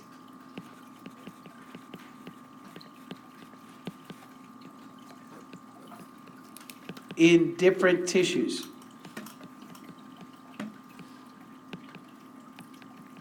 Now, what do I mean by that? What I mean to say is, it will make sense if you think about it, it makes sense. So think about this. If you have a brain cell, and in this brain cell, you have part of a memory of your mother. I don't know, how she smells, or how she sounds, or maybe it's not even that. Maybe it's just a part of a memory. But whatever. In this brain cell, somehow, whatever complicated way memory works, you have some part of a memory. If you do cell division, you're going to lose that memory. Does that make sense? If brain cells did cell division all the time, then you would not be able to learn, right? If you're constantly changing out those cells, you wouldn't be able to learn or remember anything. So that doesn't make sense that brain cells would go through a lot of cell division once they're developed. Is that like a cause of what's that? Oh, short-term memory loss? No, but that's a good question. But no, yeah, it's really a good question. I like that. I like that thinking. But no, the short-term memory loss is due to some other things that we're not going to talk about today. But there are connections between cells which cause short-term memory loss, or lack of connection. But one of the things that's interesting is that these neurons, brain cells, in fact, I wouldn't even say brain cells, nervous tissue. So that includes your spine, right? Your peripheral nerves. They rarely do cell division. Now, I will test this, so make sure you know it. So rarely do brain cells or nervous tissues do cell division. Now, let me ask you something. Knowing that, and you know that, and hopefully you understand that that makes sense, right? What about skin cells? They should always do it, right? Right, they should always do it. They do it all the time. That's right, good. Why do they have to do it all the time? Because like you said, when you scratch yourself and the dead skin. That's right. Dead skin cells are constantly being scratched off your surface. You're constantly abrasing. So what are the two?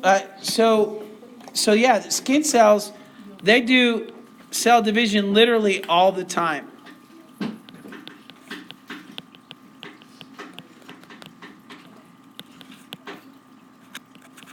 So there's a big difference. There's not very much all the way to all the time. Not very much to all the time.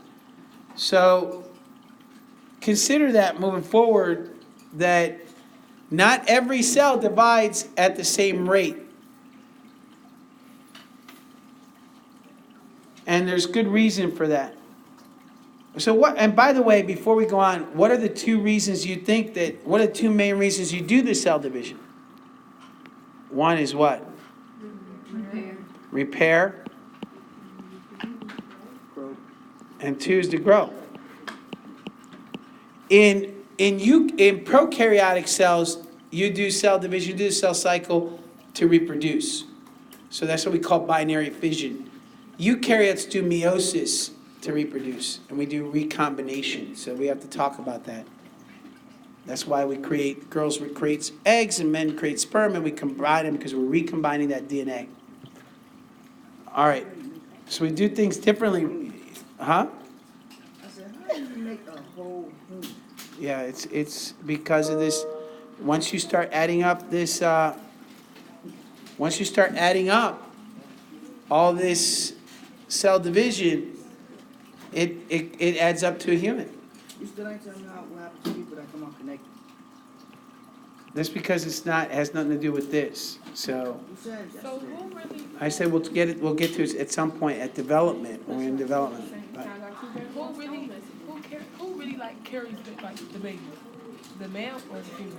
what? Like, you know how male have the sperm and we got the egg, so who, like, before even the intercourse, who really got, like... What are you asking? Oh my God, She I don't said want to who- use the words I want to use because it's going to be inappropriate, so... All right, go ahead. She's saying who really carries the. What? The kid before, like, it's born. Like, before it even get made. Like, There's no kid before it's made. That's why you said. What are you talking about? right, that's gotta be you. I'm She sorry. asked Never her, mind. does the woman carry the kid or does the male do it? Before it's even born, before you even have intercourse? Before? Oh my God. So it's we, like... All right, try listening to what I'm saying. All right, He said it's not gonna be made if they listen to somebody what I'm carries saying, and then see if you get this. They both got half. Say that. Let me be very, God, guys, try listening.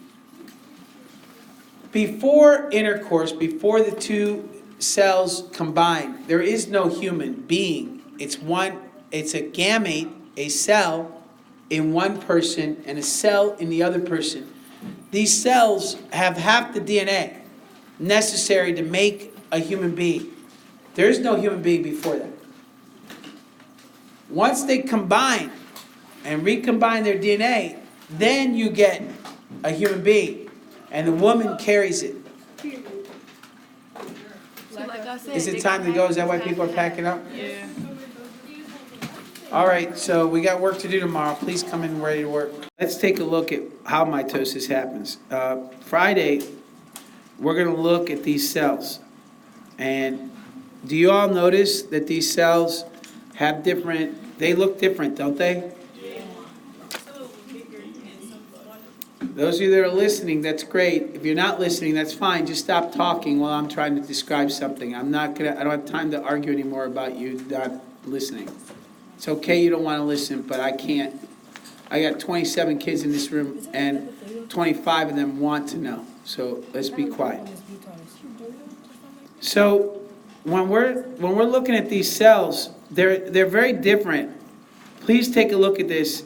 Look at this. See how these dark things are all chromosomes. So there's more than 46. This is an onion cell. It's not a human cell. If it was a human cell, there'd be 46 of these chromosomes.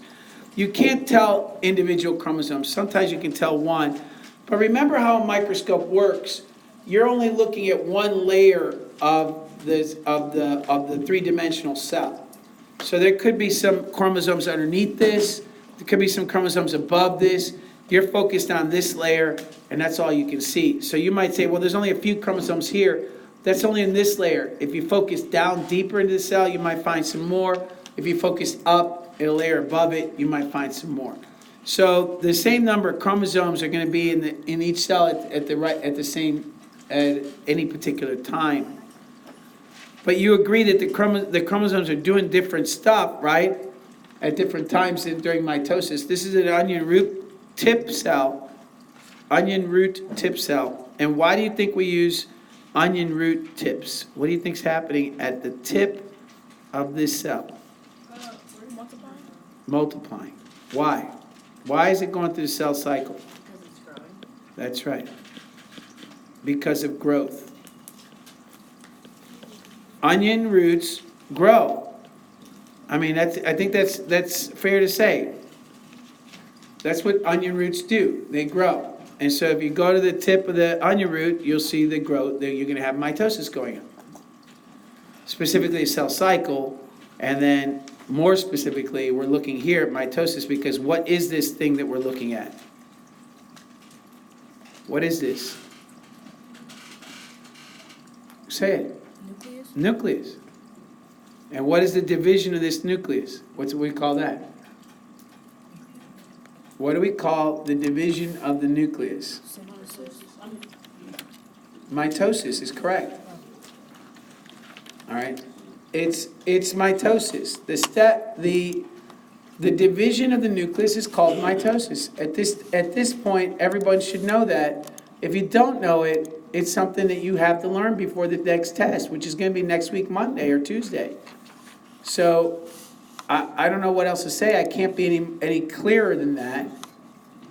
I don't know if you can think of a way I might be able to speak more clearly. I would appreciate knowing. So we have some steps in the cell cycle. So you have the cell cycle. Now let's go ahead and draw out the steps. So from here to here is what? G1. Then from here to here, something special is happening. What's happening that's special here? Synthesis, that's right. It's S phase, good. Or cell, DNA replication. We're doing semi-conservative replication, copying the old DNA strand, attaching a new one. The next is what? G2. And then finally, you have the one we're interested in right now, which is what? M phase is correct. So we have M phase. And then last but not least, our favorite, cytokinesis, CK. So we're going to look at mitosis today. And what you need to remember, or what you need to know first of all, is that there's phase. There's this phase that a lot of kids mess up. And I'll be honest, I've seen some teachers mess this up too. On tests, they'll ask it wrong on tests. I've done it. I've made this mistake. And that's going from here, from here all the way, including S phase, including G1, including G2, all the way to here. It's a phase called interphase.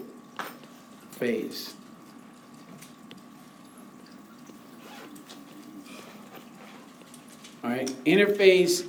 A lot of people will call interphase the first step in mitosis. If you look up mitosis in Google, you Google steps of mitosis in Google, There, a lot of people will put interphase. Actually, that's kind of wrong, because interphase is the stuff, what? What's interphase? The stuff that's enters club. Well, I guess you could say it that way. What do you think intermission is? What's intermission? A break. All right, inter break, like inner space, in between, right, in between. So when we're talking about interphase, it's in between what?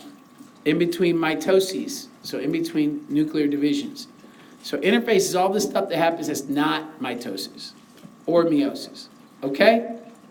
So don't get that confused, and it's gonna be easy to get it confused because I've seen books get it wrong, I've gotten it wrong on tests, I've made mistakes on tests, people make it all the time.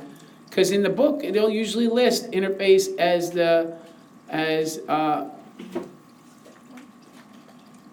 now, in a lot of times in interphase, what you're gonna have is interphase, during interphase, you have to understand, you're gonna have chromatin. Most of the time, you're gonna have chromatin, which is what? The DNA what? Is all unwound, is correct. God, you're so good when you're on. When you're on, you're on. Do you notice that? But when you're off, dude, whoa, where are you? I don't know. All right, so when the DNA is unwound, so what are you doing when it's unwound? You're doing protein synthesis, right?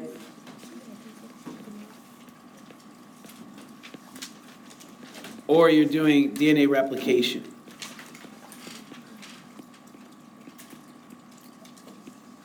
So you're doing all that during these, so the DNA is normally in the chromatin, so if you looked in the nucleus, you'll see something like, looks like this, a big ball of, if we're dyeing it, right, so it's gonna be black. So you see a big ball of DNA. So it's gonna look something like this, right, where it's just, it's not really DNA, the chromosomes, these are distinct chromosomes, you agree? Yes. You can see a long chromosome. This is more like just a bunch of stuff in, right, unwound DNA. Do you agree that that's kind of what it looks? I mean, you can't really tell it's unwound, but you don't see chromosomes, correct? All right. If you don't see it, you need to raise your hand and say, I don't see it. Don't just nod your head and then we go on and then you come to test, you're like, I didn't know. It's not okay, guys. All right, so chromatin's unwound, so that's most of the cell cycle. Now, before you can split them up into two different cells, you have to condense them, right? You have to copy them, and once you copy them and condense them after synthesis, and during G2, that's what happens in the nucleus. You start to see the condensation of the chromosomes. You form something that looks like this, right? You've cut them out in labs. You've looked at them. I've drawn them a bunch of different times, correct? So they're wound up and they're stuck together by centromere in the center, right? Both, these are two what? What do we call these? I told you how to know them. Sister chromatids is correct. Sister chromatids. Two of them make a what? A chromosome. How many of these do you have? If this is chromosome number 1, how many of these do you have? 23. You have 23 chromosome number 1s? How many chromosome number 1s do you have? 2. One from who and one from who? Mom and dad. One from dad and one from mom. So you have one chromosome from mom, I'm drawing here red, and one from dad, and they're both, two copies of each, right? Because each one has a sister chromatid. That has 2 sister chromatids. These have 2 sister chromatids.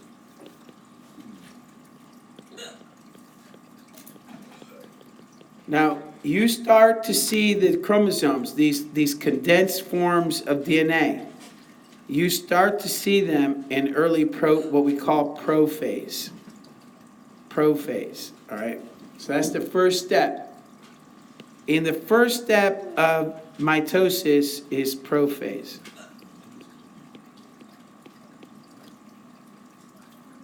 First step. That's when you see the DNA, you see the chromosomes. I can see. Or at least I can hear. So you start to see the chromosomes kind of, they start to move around. But then you have something else. In animal cells, this has to happen. Not in plant cells. You don't see this in plant cells. But in animal cells, what you see is the centrioles, not centrosome. Now this is one of those confusing points. So I hope you hear me clearly. This is a centriole, right? But there is a structure, one of those structures that you had to learn when we covered the cell. Oh my Lord, seriously. Is the centriole is an organelle in the cell. They copy themselves. So when you have the centriole, when you have your centriole right during that G2, the centriole copies itself. So now you got two sets. And what happens is they move the. I'm trying to draw this out. Oh my Lord, can you cover your mouth or something? What? No, I know, but you're making a sound. If you could just cover your mouth, it might muffle it. It won't be as disruptive, is all I'm saying. I sympathize. I've had the hiccups myself, but I'm just trying to cover the mouth. So these little centrioles, they move on this side and they move on this side. So this is cell, right? So what we're talking about here, just to be clear, we're talking about a cell. There's one giant cell. And these centrioles move to two, they started in the center and they kind of moved, two of them moved this, kind of centrioles move that way, a set of centrioles move this way. You start to see it. If you had a good enough microscope, you'd actually see them. Now what the centrioles do is you have, in the middle, you got all these chromosomes, right? And in the center, they have a centriole. So you have all these chromosomes. You have, somebody said it already, you have 23 pairs of them, right? 2 chromosome number 1s, 2 chromosome number 2s, all the way to 23 for humans. For plants, it's another set. For every species has their own. So they're all in the center. So now let me ask you, we got to separate them. We have to create 2 new nuclei. We have to have a nucleus over here, a nucleus over here. Let's think about this. Let's think about the process. Let's think, if you learn the process, then you'll never get it wrong. Let's think about it. There's 23 pairs of chromosomes. We're going to make 2 new cells, correct? How many chromosomes do we want in each one? 23. 23. Does it matter which ones? It doesn't? It doesn't matter I get 5 number 1s over here and 5 number, all the number 1s over here. Or I'd rather I get 4 number 1s over here and 4 number 1s over here and 4 number 2s over here. Does it matter? So it does matter. So which one goes where does matter. How is the cell going to, number one, how's it going to move the chromosomes? How's it going to separate the chromosomes? That's the first question. And the second question, how are you going to make sure you get the right number in each cell? How are we going to do it? How's the cell come on guys, think for a second. Look at what's on the board. What are you going to use? What do you know of as parts of the cell that you learned already that are parts of the cell that the cell could use to move these things around? Cytokinesis? Cytokinesis is going to do the separation. The cytoskeleton is correct. We can use those microtubules and microfilaments, right? And what happens is that you use these little cables. The cables, that's what the centrioles do. That's what these do. They're the anchor, right? Anybody play tug of war? Yes. If I wanted to move a car, if your car got stuck and a bunch of us wanted to help you move the car, and we tied and we had a rope, what do we have to do? You have to tie it on. So if I have a rope, I have a car, I grab the rope and I pull, is that gonna move the car? No, you gotta tie it onto the car. Oh, you have to attach it to the car. That's my point. Good. You gotta attach the rope to something in order to pull it. You have to be attached to the rope, and something, the other end has to be attached to the thing you're pulling. So this is what, somebody close the door. This is what the microtubule is attached to. First, on one end, they attach to a centriole.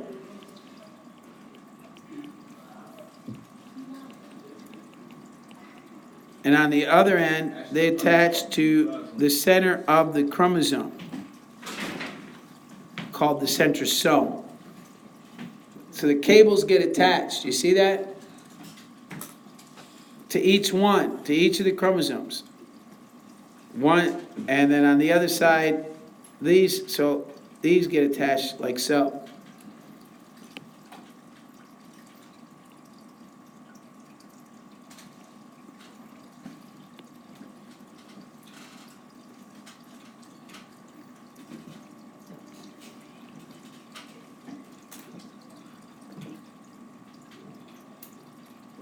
So remember, one of these, if we zoom in for a second, we got to think about this. You got to think about these things. There's a real, if you think about it, you'll never get these questions wrong. It'll be easy. You'll go, wow, this is really easy. And it is, if you think about it. If you don't think about it, it's just going to be hard. You're going to get them wrong every time. So you got to remember that this is chromosome number 1 from mom, right? This is chromosome number 1 from mom. Why are they both chromosome number 1? What are those? 2 X's. What? What are these? They're 2 chromosome number 1s. Why are they both chromosome number 1 here from mom? Because they're sister chromatids. They're exact copies of one another. Then this is a chromosome number 1 from dad. Why are they both chromosome number 1? Because they're what? They're sister chromatids. I know it doesn't make it's just go with it. They're not brothers. Sexist. They're just, all they are, we only have sisters here. Yeah, because sisters stay together. There you go. All right, so, shh. Okay, let Cheetah girls go and focus on what I'm saying. You got, so again, you have to think about it. This is chromosome number 2 from mom. Now this is going to happen 23 times. This is chromosome number 2 from who? Dad, and there's 2 copies. What do you think is going to happen then in the process of mitosis? What's going to happen? What's the next step? They line up in the center. They have to line up, because if they don't line up, the cell doesn't know what chromosome is where, right? So they have to line up in the center so that the 2 sides can pull, correct? They have to be opposite each other.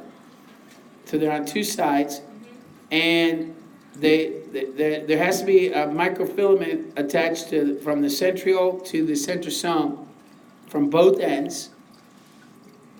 Yeah. They split the pairs. The sister chromatids get split. One goes on this side, and the other goes on this side. So over here you had, this is chromosome number 1, 1 from dad, 1 from mom, and this is chromosome number 2, 1 from dad, 1 from mom, correct? So now in the end, let's think about what's going to be the end result of this. This is very important in the end when we look at this. Let me see if I can do this, I'm not sure.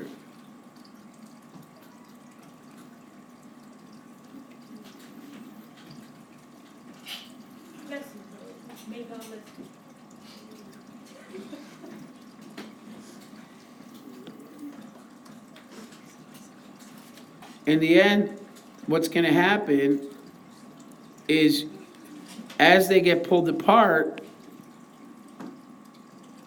you get one chromosome going this way, again attached to some center point here, and one of these mom chromosomes going the other way. So you got one chromosome number 1 from mom going one way, and one chromosome number 1 from mom going the other way.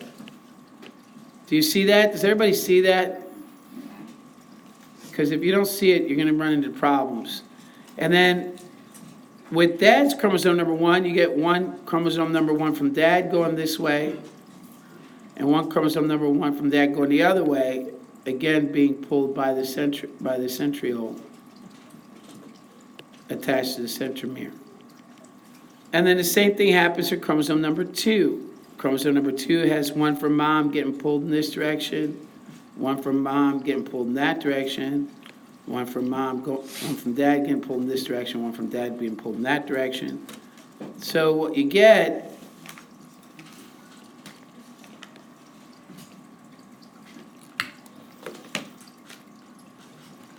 is, now what are you going to get in the end? Because you did it this way, because the cell does it this way, you get what? What's the end result? You get what? Somebody want to try to answer? X Wait. and Y. X and why do you keep saying X and Y? What do you end up with? Because you did it this way, what do you end up with? Up here. Say again? The chromosomes, one for mom, one for dad. Not the chromosomes. Well, they're chromosomes, they're still compacted.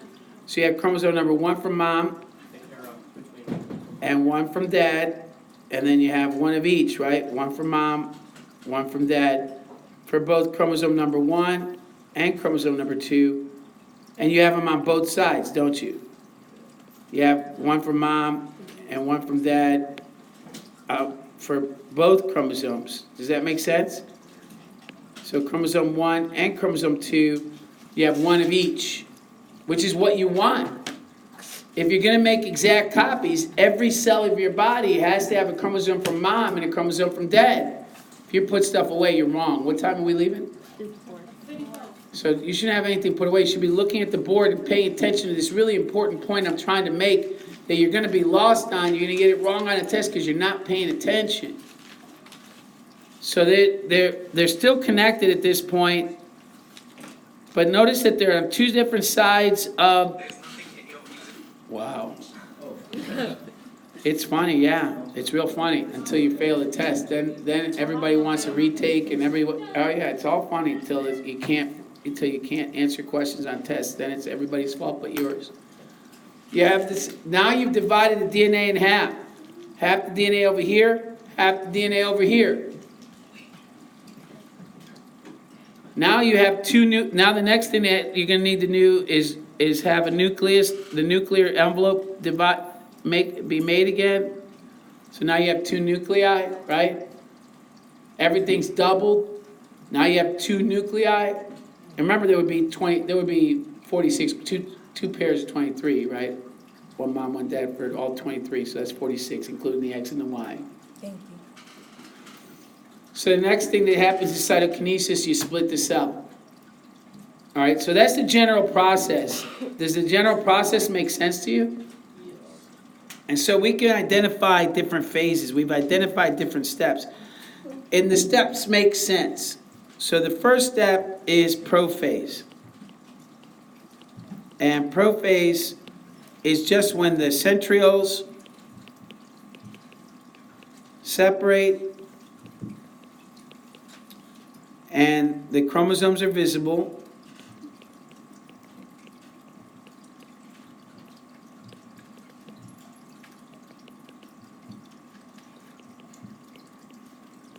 When I mean they're visible, that's only after we add a dye, but there it is. Now, some people do a pro-metaphase. Some people do where you start to see the spindles. The chromosomes aren't quite lined up. I'm not so really worried about it, but I'm just going to call it metaphase because we don't have time to really get into the details of this stuff. So we'll just say metaphase, and that's where all the chromosomes line up in the middle.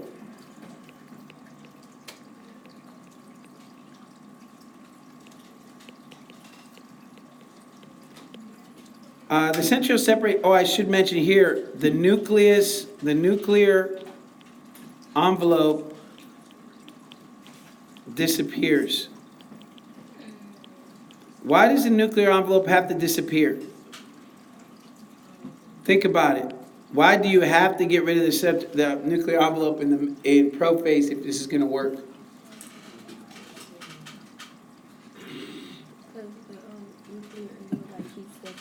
That's right. Excellent. The nuclear envelope is about keeping DNA in. What are we doing here? Splitting them up. You're moving the DNA. And at that point, the nuclear envelope will get in the way. So you have to get rid of the nuclear envelope as the first step. So prophase is your first step. Next, the chromosomes line up. And this is actually one of the cooler steps. I'll show you in a minute. It's easy to see here. When you do the lab, it'll be easy to see metaphase, real easy. It's the nicest one. I actually like anaphase personally. It's my favorite. But metaphase, they line up. The chromosomes line up like this, right? Just like I showed you. They all line up in a little line like soldiers. And you'll see the spindle fibers. It's kind of cool. You'll see the spindle fibers all come off. They'll come up like this. They're all going to go over here to the centriole. You might see 2 or 3 or 4 or 5, but you know there's going to be, if it's a human. And of course the centrioles are here. They're like little round, little ovoid cylinders.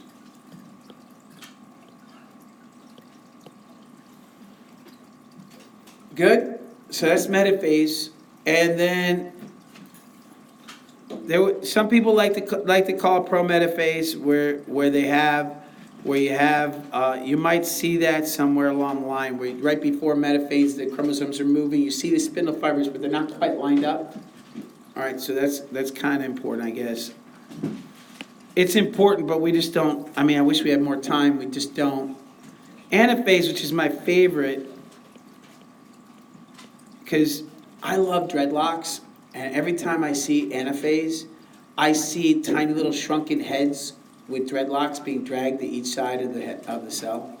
That's what I see every time I see it under a microscope, and my imagination just goes wild. So the way they look is like this, because this one here, you have to understand, this chromosome here is going to go this way. This chromosome here is going to go that way. And as they move, what happens is they kind of look like this. Some people think it looks like rabbits. I think they look like dreadlocks being dragged. See? Yeah. I mean, whatever you see is cool as long as you remember that it's metaphase. That's what I say. I see little dreadlocks. I literally hear an anaphase. I hear, oh, help me, someone help me. So let me show you what I mean. Let's look at the picture of it. Can someone give me a warning? Why are people putting stuff away? Is it time to go? We got 2 minutes. All right, 1 minute. So here, for the last minute, so I don't have to write any passes and listen to Trinity complain.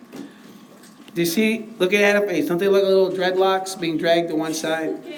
Someone help me! Help me! This was it. See, they kind of get dragged to one side. Metaphase, they line up in the center. They line up in the center. It's pretty cool. It's pretty neat. And prophase, they're just all, so you have one. Notice you have two, in some of these you have 2 nuclei. All right, have a good one. We'll finish this tomorrow. As you're leaving, you should remember, I expect this page is done by tomorrow, right? So you have something to talk about. I don't want to hear any kind of complaining or anything. It's the one that says onion root tip cells.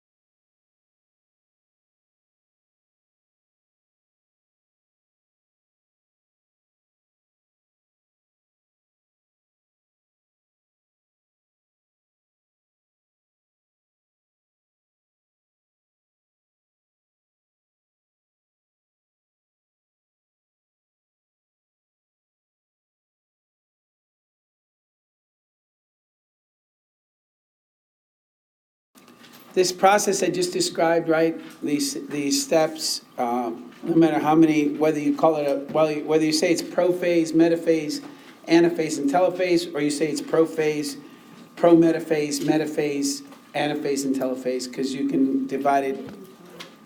Say what? You didn't tell me. Oh, all right, I did with the other class, I apologize. Well, I'll show you that in a minute. The point is that the process is the same in mitosis as well as meiosis. There's just in meiosis, there's a little bit of a difference, and we'll talk about what that in a second. So if I look at this, there are 6 steps. Let me go back in a second. You guys that are watching on YouTube, you can just go ahead and rewind it. Please notice I did draw it correctly at the end. I messed it up over here where I put 2 reds and a red and a blue. So let me go ahead and fix that now and make sure that this one's blue, right? But you'll see that here, I did it correctly. I have 1 red, 1 blue in each cell. Exactly the same DNA. That's the goal of mitosis, is to produce clones, to have cell after cell being exactly, the DNA in each cell being exactly the same. That's the point of mitosis. All right. Now, meiosis is a little different, and so let's. So I just want to mention also before we go on is that in plant cells it's a little different, and in plant cells what you see is you don't see a pinching off, because what do you have in between plant cells? Cell walls. That's right. So you do see the two nuclei.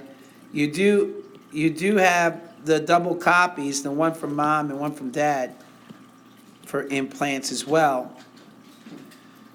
But instead of pinching off, remember this has a cell membrane inside the cell wall. What the cell does is the first thing it does is it starts to make a cell wall in the middle. Then as it makes a cell wall, it pinches off the membrane. So where this one pinches off the membrane, animal cells and your cells and my cells and rats and mice and fish, etc., the cells pinch off. Here, the cells, they build the cell wall first, and then the cell membrane pinches off. Are we good? All right, so that's really the only difference there between animals and plant cells. When the 2 cells separate? It is the 2 cells separating, that's right. There's this 2 cells separating cytokinesis. The sister chromatids are separated at anaphase. That's when anaphase is the separation of the 2 sister chromatids. All right? So good question. Everyone else, good? All right.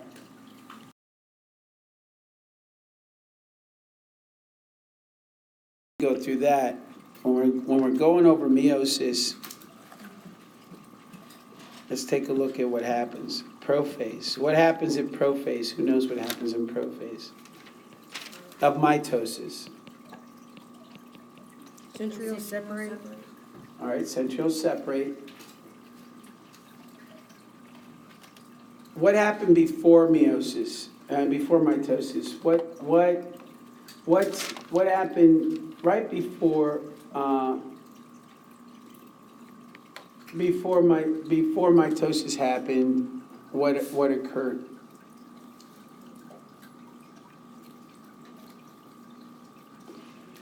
Like before prophase, what was the cell cycle step before prophase? G2, that's right. And then before G2? Synthesis, DNA replication, right? So I'm gonna draw that up here if you don't mind, just to remind everybody. We had G1, that's when everything got doubled. Then you had synthesis, where you did DNA replication. And then you had G2, where you double checked everything. And then finally you had mitosis, or M phase. And then you had finally cytokinesis, right? And you're back to G1, you have 1 cell going to 2.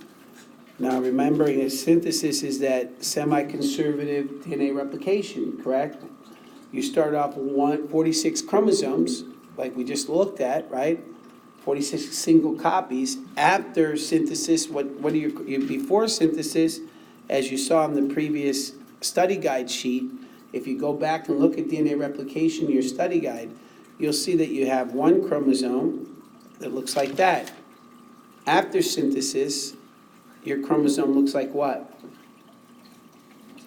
Two of these. And that only makes sense, I think that's common sense, right? After DNA replication, after you make copies, you have two. And they're connected by what? What is that? Centromere.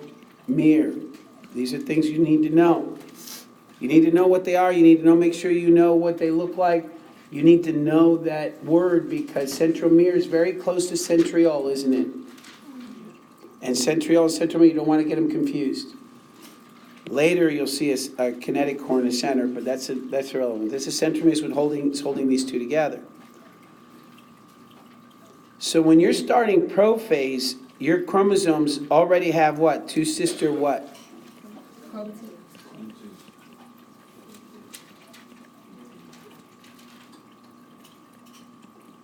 So make sure you know sister chromatids and what that means.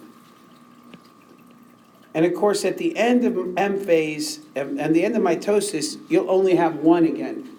Each cell will get one of these two sister chromatids. That's pretty cool, right? Well, what do you think, how do you think you could mix things up? Like, let me ask you. Again, let me ask you the question. And for people that are just like listening and processing, I appreciate that because I like to listen and it makes me think. But when I ask you a question, often these questions end up on the test. Have you noticed that? So I would write those questions down. I noticed somebody's notes the other day. They wrote down, this is going to be on the test, and they circled it. Great. It was on the test. 3 of the questions on the test came from that statement they had written down and circled. All right, so I asked you a question. I said, what's so special about meiosis? And somebody in the class said, clearly, we're trying to make sex cells. All right, good. That's right. We call those sex cells gametes. They're called gametes. And gametes are special. In humans, they're eggs and sperm.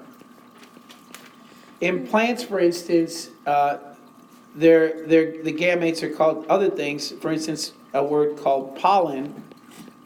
Pollen is a sex cell. All right. So these are all words for these gametes. There's other words as well for different species. But in humans and in most mammals, we talk about eggs and sperm. So why can't we take this cell here? I can't take your skin cell that has how many chromosomes? 46. And I take your skin cell, and I take the skin cell of the one you love, that you want to make a child with, and I take them as an adult after college, after you have a job, and you can support the children. So yeah, we take those two cells. They have how many? How many does his cells have, or her cells have? 46. Why can't I just combine those two and make a new cell? And make a new person? Well, how many would I have? 92. 92 single, not 92 chromatids, right? I'd have 92 single chromosomes, and then once they start doing mitosis, I'd have 184 that would go back to 92. That's no good. And then what happens if that kid someday falls in love and wants to make babies, and they find some other person's kid who also has 92, right? How many chromosomes would that child have then? 184, et cetera, et cetera. That's not manageable, right? This doesn't work. It doesn't work just by math. Mathematically, it doesn't work. And then when you think about the fact that very few zygotes that have too many chromosomes live. We know that there are a couple of exceptions. Hold on. So the objective here then, I think one objective, of when we're talking about meiosis, one objective has to be reduce the number of chromosomes, right? You have to, otherwise it's going to be hard for us to recombine. Do you agree? What's the other advantage of sex? We talked about sex being an advantage. What do we do with sex that is so important for life versus bacteria? Bacteria do binary fission. They do it fine. They do it much faster. They're more efficient. What's so great about sex for all the organisms that do sex? Because a lot of organisms do sexual reproduction. Yeah. Say what? But we just said reproducing, and bacteria reproduce better. They do it much faster. So what's the advantage of sex? Yeah. Huh? You're special, you're right. That's what it is. But how? Yeah. We're all different. We got like. Why? Because our genes are different. Genetic inheritance. I mean, like, yeah. What do we do? We mix our genes. We have Mix up our DNA. That's right. There you go. That's what I hate. You guys had the idea, but that's it.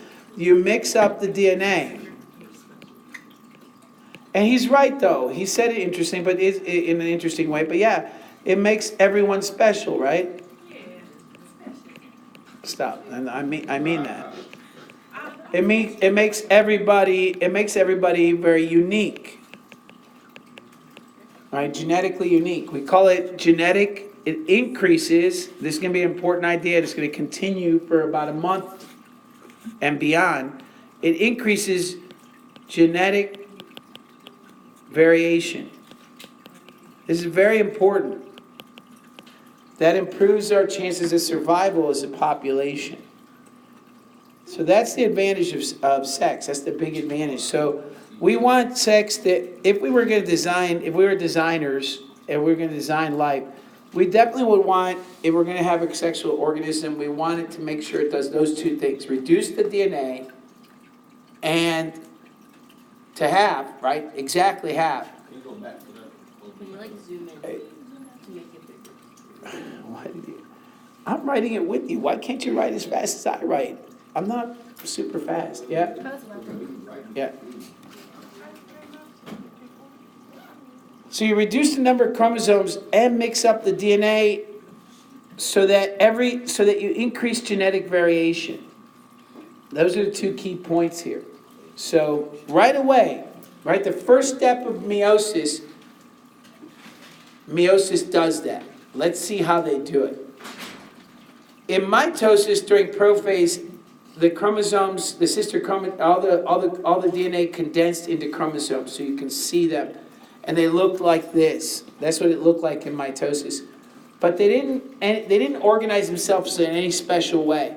In meiosis, they do. So in your testicles, in your ovaries, in plant flowers, in the gonads of fish and birds and all beasts, what happens is all the chromosome number ones, both, let me use the color coding I was using before.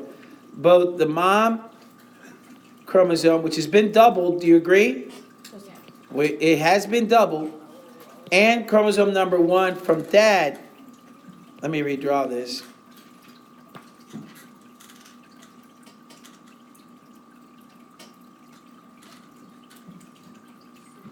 Chromosome number 1 from mom and chromosome number 1 from dad, it turns out that they start a very close association. This is before sex. This is what happens to make sperm or to make eggs. Are we clear? So we get this really close association. These are both chromosome number 1s. That means they both have the same genes. Is that correct? Yeah. What's the difference between mom and dad? So mom on this gene, on this chromosome has the let's pick something. Let's use peas, because peas with Mendel, it's easier to talk about. So let's say chromosome number 1 from the pea was yellow, a dominant yellow. Wait, What letter do you want to use for that gene? capital P? Capital what? Why B? Yellow color. Capital Y, okay. So Y, so let's just use Y, I don't care. So So this gene, this dad, the male plant has, the male's, one of the plants has that dominant Y. So it's gonna give that yellow color, right? But mom is gonna have in exactly the same place, am I clear?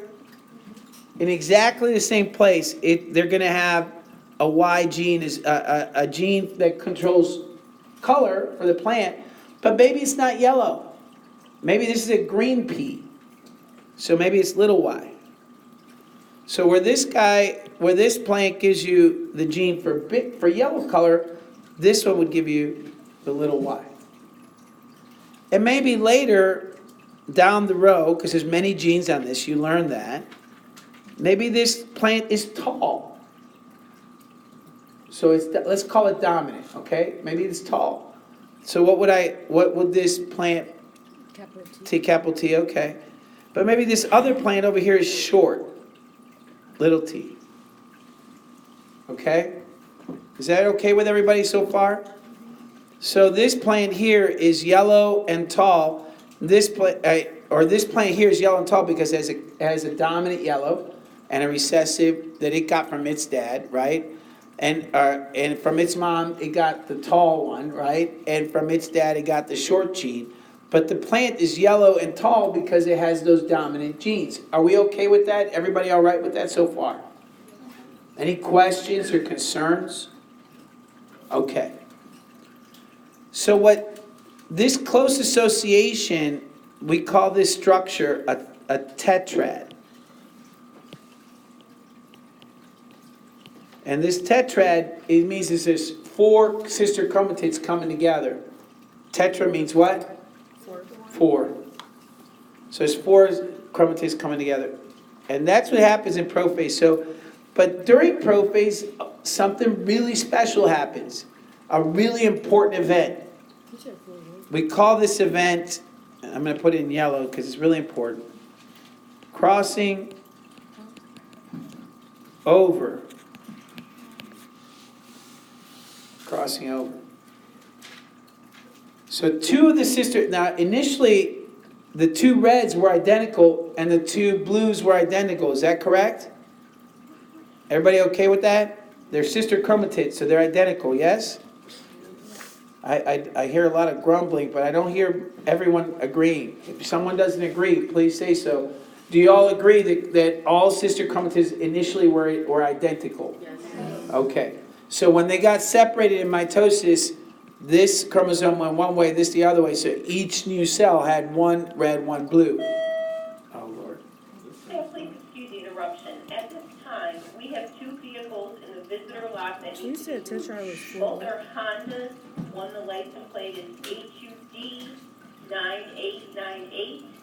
The other license plate is HSH 3673. We have electricians here to work on lighting, and those cars need to be moved immediately. Thank you. Okay, so then what happens then in this crossing over is the DNAs get switched.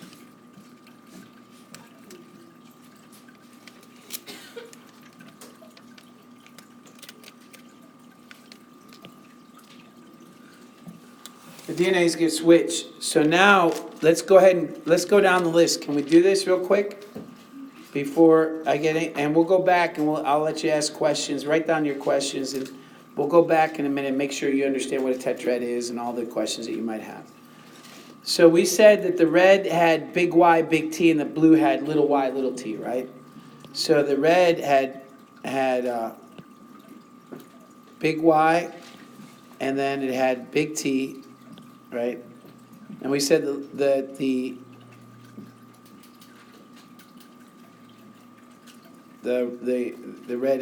blue had little y and little t, and the red over here that we said had big Y, big T, and then the blue had little y, little t. Now understand there are other genes down here, right? So maybe down here you have, I don't know, big roots, so we'll call them big B. So this is a B, big B, and over here you have roots with little b, because they're short roots, whatever, okay? Everybody all right with that? So before, when you looked at these chromosomes, how many different kinds of cells could you make with these 4 chromosomes? If you're looking at different kinds of cells, you can make if you only had one set, you could have what? A yellow and a tall, right? Or you can have what? Yellow tall, you can have yellow tall with big roots, right? Or you can have yellow tall with shallow roots. Do you agree? Yes or no? Yes. Right, so these would be yellow and tall with deep roots. This is yellow, this would be green and short with short roots. Do you see that? Those are the only 2 kinds of plants this person could make, because that's all the genes they had to make. Do you agree? Now, after genetic recombination, look at what can happen. Now, how many different kinds of creatures could this guy make in his after he made sperm, or the lady made after she makes eggs? It can make a yellow, tall, deep-rooted plant, right? Or it can make a green, short, deep-rooted plant. Or it can make a yellow, tall, short-rooted plant. Or it can make a green, short-rooted plant. So now it has 4 different kinds of plants it can make. Where you used to only be able to make 2. What did we just do? We crossed over, we increased the genetic variation. We increased the different kinds of kids this creature can make. Now multiply that times 10,000 genes on a human chromosome. And multiply that by the alternative splicing, right? So you can see why no 2 humans are ever exactly alike. Unless they're identical twins, and even they have some differences. So let's go on and take a look at what the next steps are. Now, someone asked what a tetrad was. A tetrad is a structure of 4 sister chromatids, all stuck together. All right? Are we good with all that? Yes. All right.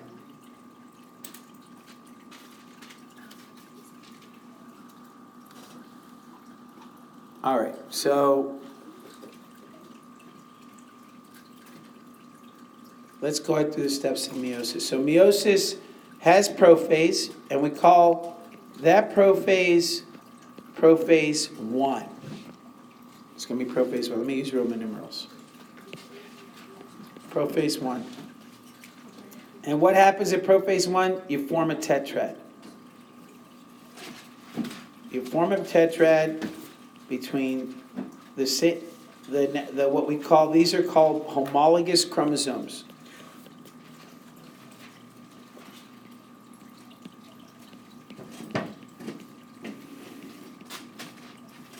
What are homologous chromosomes?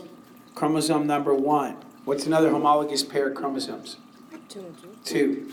What's another homologous set of chromosomes? 3 and 3. 4 and 4. Exactly.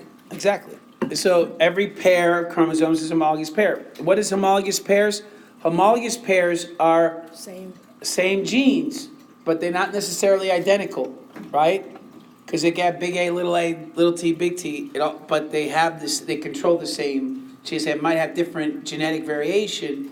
They might have different variants of the gene, different mutations, but they have the same genes on each chromosome. So if the chromosome for brain is here, the chromosome or the gene for brain is here, the gene for brain is here as well. Okay? So they're homologous. So what are the sister chromatids? Initially, before crossing over, they're what? Identical. So the sister chromatids are identical. The homologous chromosomes have the same genes. Are we all good with that idea? That's a very big, important concept there. So then after still part of crossing over, after prophase 1, what do you expect to see? What's going to happen in prophase 1? I just went over it. Form a tetrad. Tetrad, and then what? Two of them are gonna do what? Crossover. Cross over. So you can get part of one going here and part of the other one going there. So now whatever gene, whatever variant was here is now here, whatever variant was there is now here. They switched it up. So you have 4 different chromosomes. You'll see why that's important in just a little bit. So 2 big things happened here. Tetrad formed.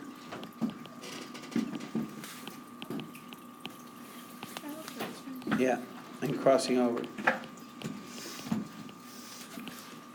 I need to point something out here. Everything else in prophase still happens. So you did condense the chromosomes. The chromosomes started to move about. Your centrioles showed up. Your kinetic core.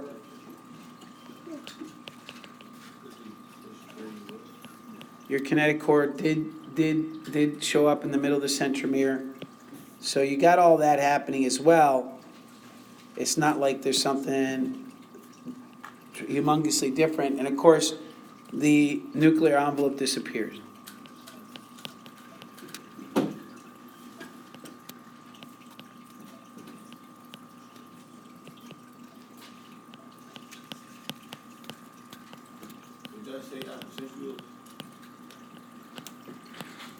Say what now? What I said is tetrad formed during prophase 1, crossing over occurred. The centrioles moved to each side of the cell. Remember, they're the anchors for the microtubules. Microtubules started showing up. The kinetic cord showed up in the centromere, and the nuclear envelope disappeared. All that happened during prophase. It's a lot, right? All right. During metaphase, now we go for, again, I'm going to skip prometaphase. It's important that there's a difference, but honestly, we just don't, metaphase 1, we're just not going to have time. The chromosomes line up, the tetrads line up. So you got them lining up like this.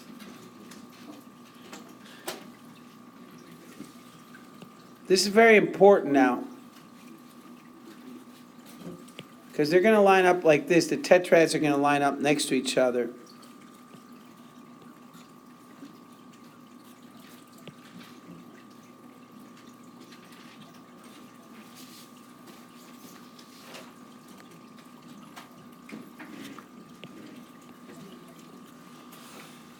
Now remember, in metaphase, they lined up on a plate, so they're all still going to line up. They're still going to line up like they did before.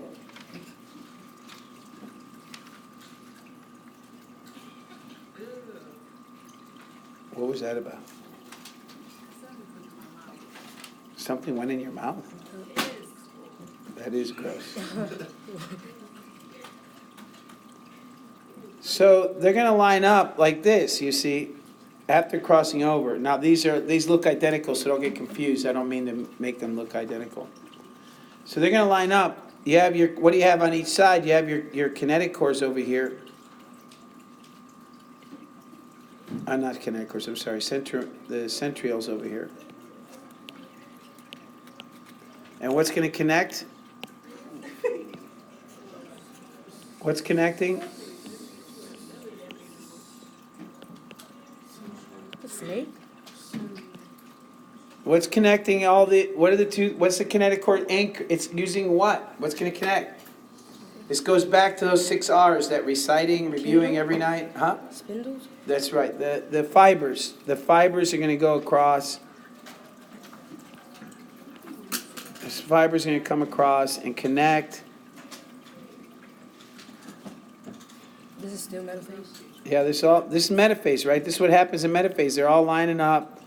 And actually, the connections happened in prometaphase right before. That's why prometaphase is important, but whatever. They line up. Is that clear? So they're all lined up during prometaphase in the center and what's called the metaphase plate. And the tetrads, and they do it randomly, so you can't tell which like chromosome 1. So anyways, that's how they do it. Go to the bathroom. But now, yeah, now instead of splitting the sister chromatids, what are you gonna split? Look at this drawing. Remember metaphase of mitosis, we split the sister chromatids, correct? But now, what are we gonna do? We're not splitting the sister chromatids, what are we gonna do? Say? The pair, what do we call the pair? We call them what? No, we're not separating, we are not separating the sister chromatids. What are we separating? The homologous pairs. So now we separate the homologous pairs, and what we end up with on each side is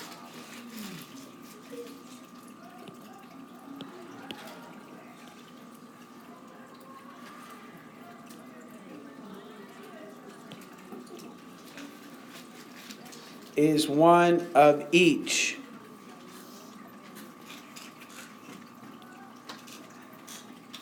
One pair of each.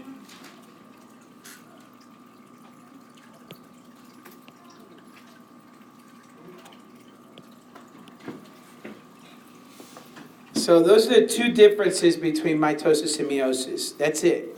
Everything else runs the same. You do prophase 1, where you get crossing over, and they form a tetrad, and they cross over. And then metaphase 1, where instead of separating the sister chromatids, you're separating homologous pairs. So now you have one chromosome 1 over here and one chromosome 1 over here. There are no double chromosome 1s. There's just one and two sister chromatids in each. Is that clear? Then you go through telophase. In the end, you have a cell with what? You have two cells.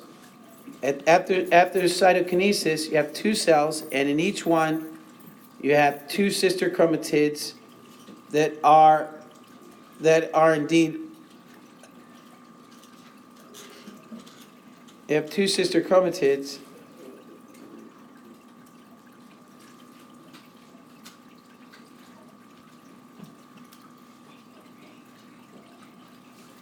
You have two sister chromatids in each. But we're not done. We're not done here, because I said this is prophase 1, this is metaphase 1. Then we did telophase 1, right? Then we did cytokinesis. Cytokinesis is not part of meiosis, but so that's all meiosis. What do you think happens next? Yeah. Yeah. What do you think happens next?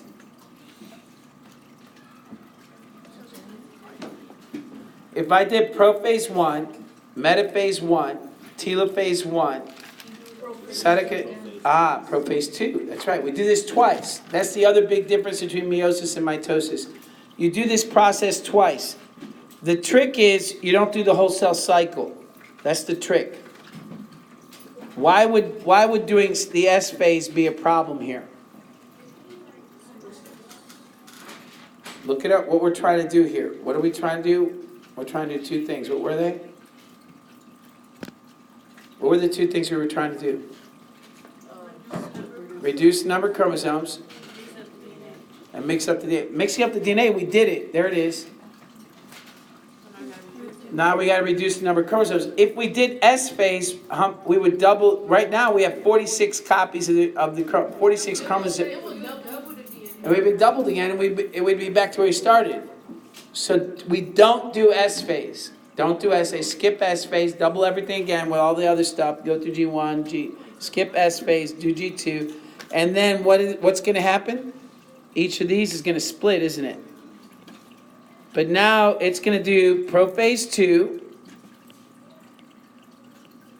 It can't do a tetrad. Why? Why can't it do a tetrad?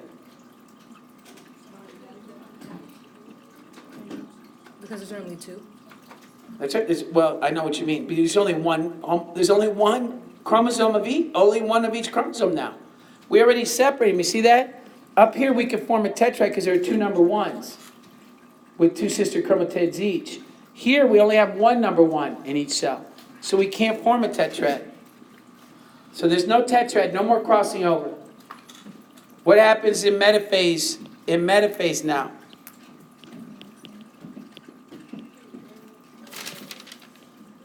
In metaphase 2, what happens? They line up again? They line up again, that's right. In metaphase 2, they line up again, except this time, they're not going to line up in tetrads, they're going to line up just like they did in metaphase of mitosis. In each cell, you see that? That's going to happen in each cell. So, it's going to happen over here too. And you're going to have the spindle fibers. You're going to have the centrioles. The spindle fibers are going to form. But it's going to connect what? What's it connecting? What's it going to separate now? What are the spindle fibers going to say? Why are you having conversations when I'm trying to explain something to you? Stop having conversations. Just pay attention to what's going on. Stop. I don't care if you're talking to yourself. Stop having conversations with yourself. Look here. Separate the two chromatids? That's right. You're separating the two chromatids now. Now you're separating the two chromatids. And by the way, the same thing's happening over on the other side, right?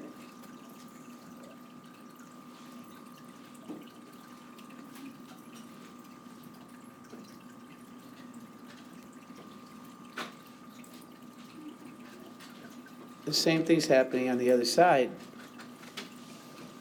So now when you get to the end, what do you got? In the end, you have 4 cells. That's another big difference between mitosis and meiosis. You have 4 cells.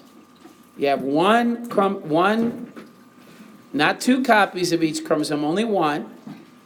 Where this version here is big Y, big T, big B, right? 3 genes, 3 of them. Big Y, big. So it's going to be what? Yellow. If it were a whole creature, it would be yellow, tall. It has a gene for yellow, tall, and short and deep roots. Then you have this cell that has what? Has a different chromosome, doesn't it? Has the same chromosome, the same homologous chromosome, but the genes are different mixture of genes. This one has, Lowercase. yeah, as green. It's short, and it has shallow roots. So it'd be the genes for green, short, and shallow roots. Wait, so is telophase and then it's prophase? No, telophase is the last step. It's prophase, then it's metaphase, then it's telophase, then we're done with mitosis and meiosis, and you're on to cytokinesis. Oh, don't forget anaphase. I skipped anaphase, sorry. Anaphase is in there too. Metaphase and anaphase, remember, is just a separation of the two. Sorry, thanks for reminding me. Metaphase, anaphase, telophase, then cytokinesis. Anaphase, again, there's no difference. You just keep moving, okay? Same thing here as in the second round. So then, what about the third one's going to be what? It's going to have a little bit of white and mostly green. And so, what would that be? That would be green, short, Tall. green, short, and tall. Green, short, and deep roots. And then lastly, I hope you're listening because I don't know what else to tell you. Are you posting this tonight? The last one is yellow, tall, with deep, with short roots. So please pay attention, because if you don't understand this, you're not going to understand the complicated Punnett squares. So what you're going to end up with is 4 different gametes, 4 different possible combinations instead of just having two possible combinations.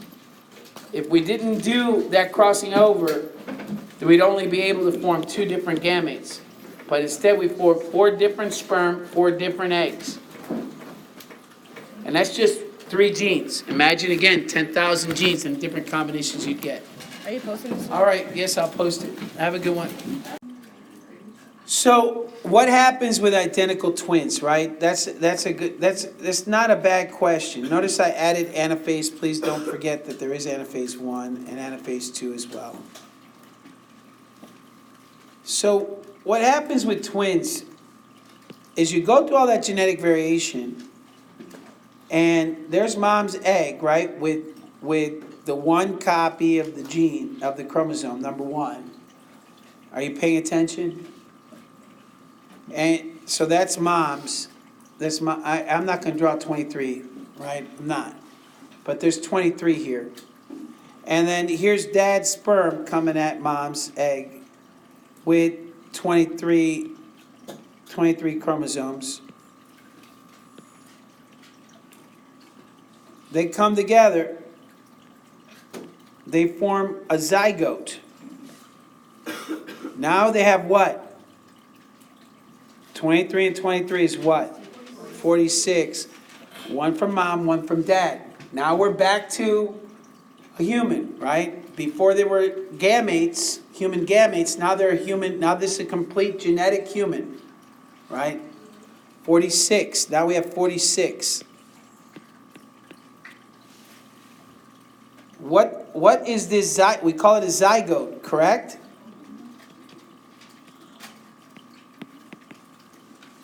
With identical twins, what happens is, what is this thing going to do in order to grow? What does it do to go from this to you? What did it do? Mitosis. And mitosis, is that keeping the DNA the same or changing it? The same. So we're going to do mitosis and prophase, metaphase, anaphase, telophase, and and cytokinesis. We do cell cycle over and over and over again, and we'll end up with a trillion cells and make up you as a baby coming out of your mom, right? But what happens with identical twins is that they split. And now they do it through mitosis, so that this one and they have the same genes. But now each of these does what? And this one does what? Instead of sticking together and making one creature, one person, they separate for whatever reason, and each one becomes its own person. But these people, these 2 people, have the same basic genetic sequence. The same basic genetic sequence. But then how can you get different, how can, are identical twins really identical? We have 2, all their genes are identical, all their genes are the same. But they're really not the same, because each one's going to have a different environmental impact. It's going to be impacted differently by different environments, even microenvironments. And each one's going to have these, and maybe during one of those mitotic events, maybe one has a mutation. It's likely there'll be some mutations here as time goes on. Who knows what genes this baby turns on and off, and what genes this baby turns on and off.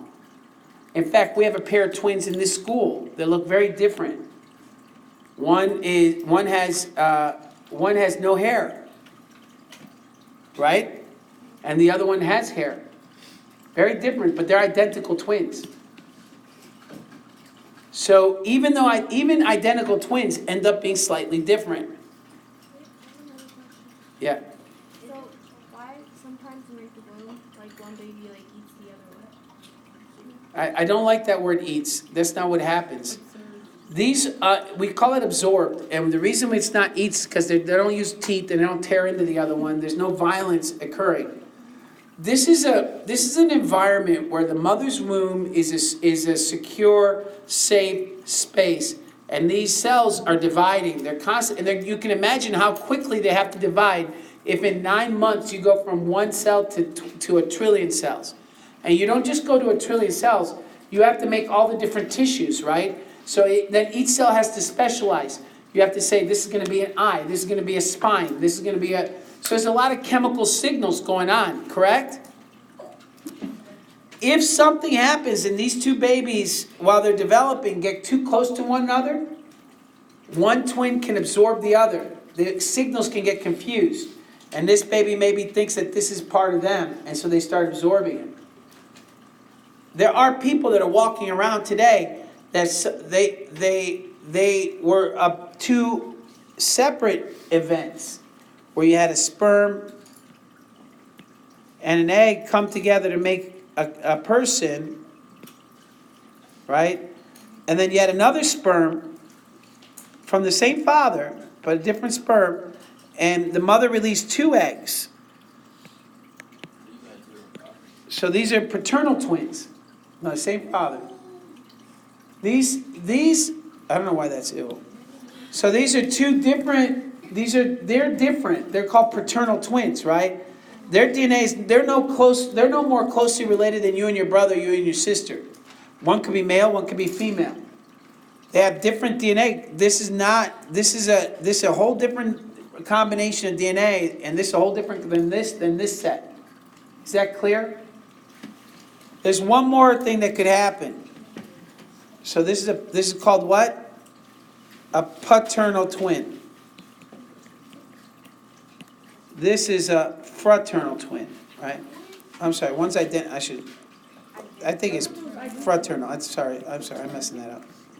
Isn't one fraternal, I think it's called? And the other's identical. Okay, there's one more option here. Here's the other there's actually a few more things that can happen. It's kind of crazy, but hold on. I'm trying to answer the question you asked before. So there is something else that could happen is you can have an egg and then a sperm, a million sperm, right? Because that's what it is, right? This egg could do mitosis first. So you get two eggs. What do we know about the DNA in these two eggs? They're the same. They're identical because they went through mitosis. But then these two sperm are not identical. So this egg, this sperm could impregnate this egg. This sperm can impregnate that egg. So now in this case, you have fraternal twins that have one half their DNA is identical and the other half is different.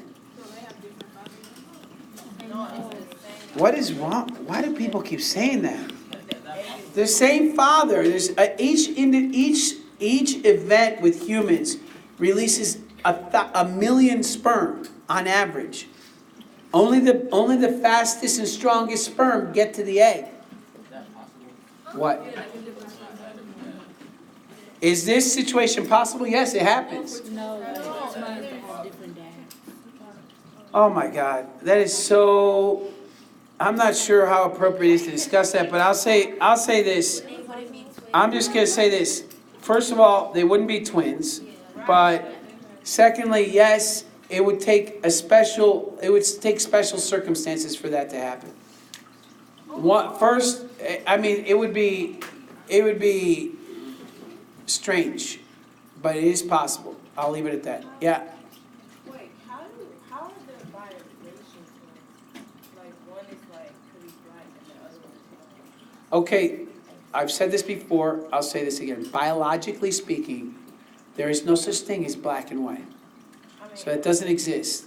So there's no way for me to discuss that. Now, if you want to discuss how is it possible for two twins to be born where one child is lighter skinned, the other darker skinned, one has features of what people like to call white and people like to call black, right? Which is not appropriate biologically. But if you want to discuss how that happens, what was sex all about? Genetic variation. You have genetic variation in you. Just because you look a certain way doesn't mean all your genes are that way. some of your genes could be for lighter skin or darker skin or whatever it is that you're talking about. And the same thing with your husband or your wife. And so, which egg, you produce 10,000 eggs. One of those eggs is bound to be, each egg is different. And if you have a twin, if you're releasing 2 eggs, and by the way, that's another option, is that you have 2 ovaries. You can release 2 eggs. 2 completely different eggs and 2 completely different sperm. And that's another way of getting a fraternal twin. They're not identical. They're no more different than your brother or sister. If you have one of 10,000 eggs and you're getting impregnated by one of a million sperm, and then you have each one of those get mixed up, right? Like we talked about with crossing over and with randomly distributing the genes. I don't understand why it's hard to believe that one child can be light skinned, the other dark skinned. I don't understand why that's not something that you could see. It does happen, by the way. Does it happen often? No, it doesn't, because there's such a thing. There's all kinds of different ways of inheriting genes, and you're the product of your ancestry, right? Of all the populations that came before you. But you don't know who all your ancestors were. Nobody does. Even if you do a genetic test, all that tells us is, in general, this is how we're related to each other. It doesn't tell us any specifics. Yeah. So you know how you said that males make new sperm every day. So what happens to the old? They get reabsorbed. All right. Have a good day. The next thing about the cell cycle is that the cell cycle is done at different intervals for different tissues.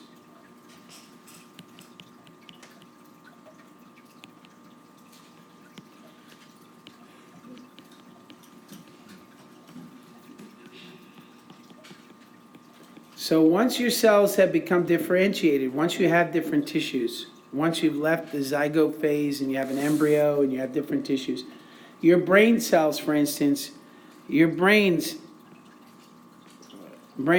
and nerve cells rarely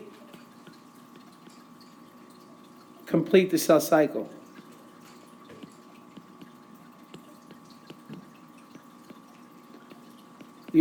That's why it's so hard for someone who gets paralyzed to be able to walk again.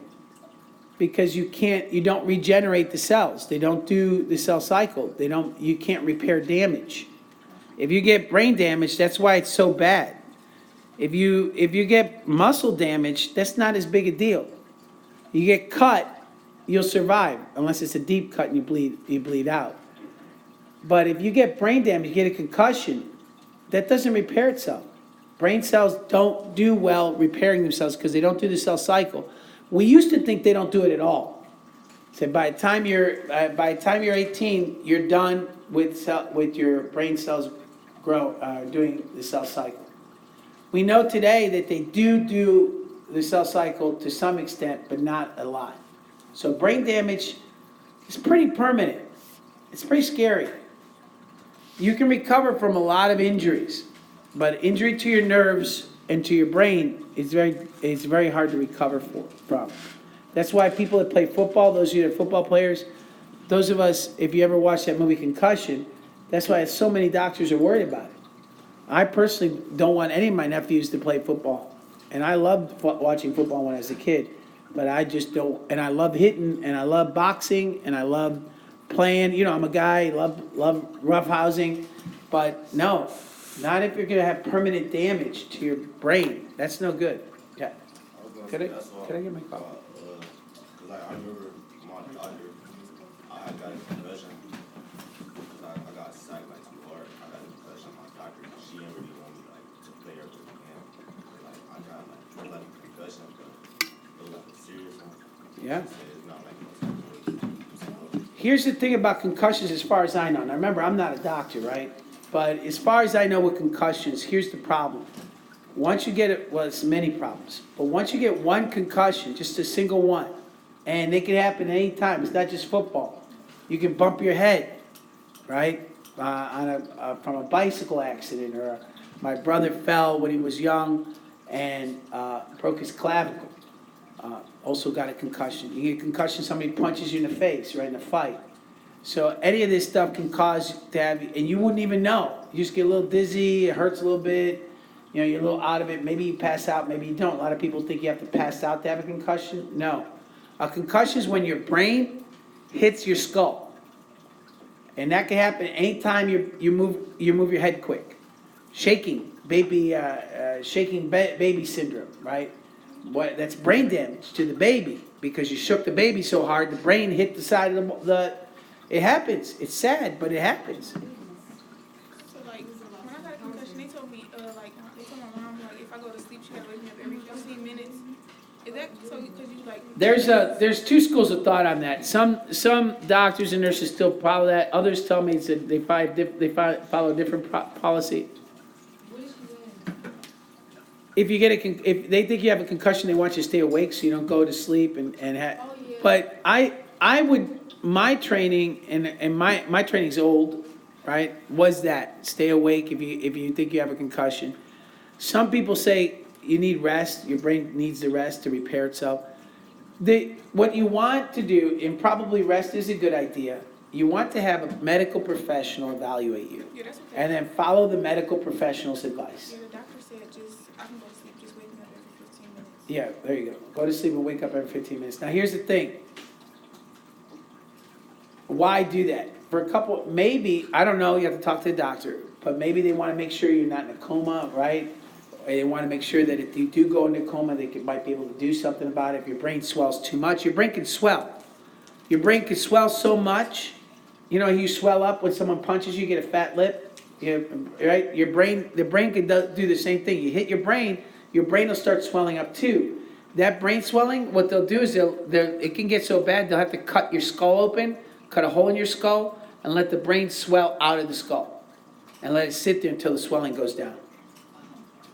That's how scary it can get. Yeah. That's what happened to my cousin like right now. Like he is like gone. He's like on his deathbed right now. And, like his brain is like swelling, and like he has liquid in his head. Sorry to So, hear like, that. What happened to him?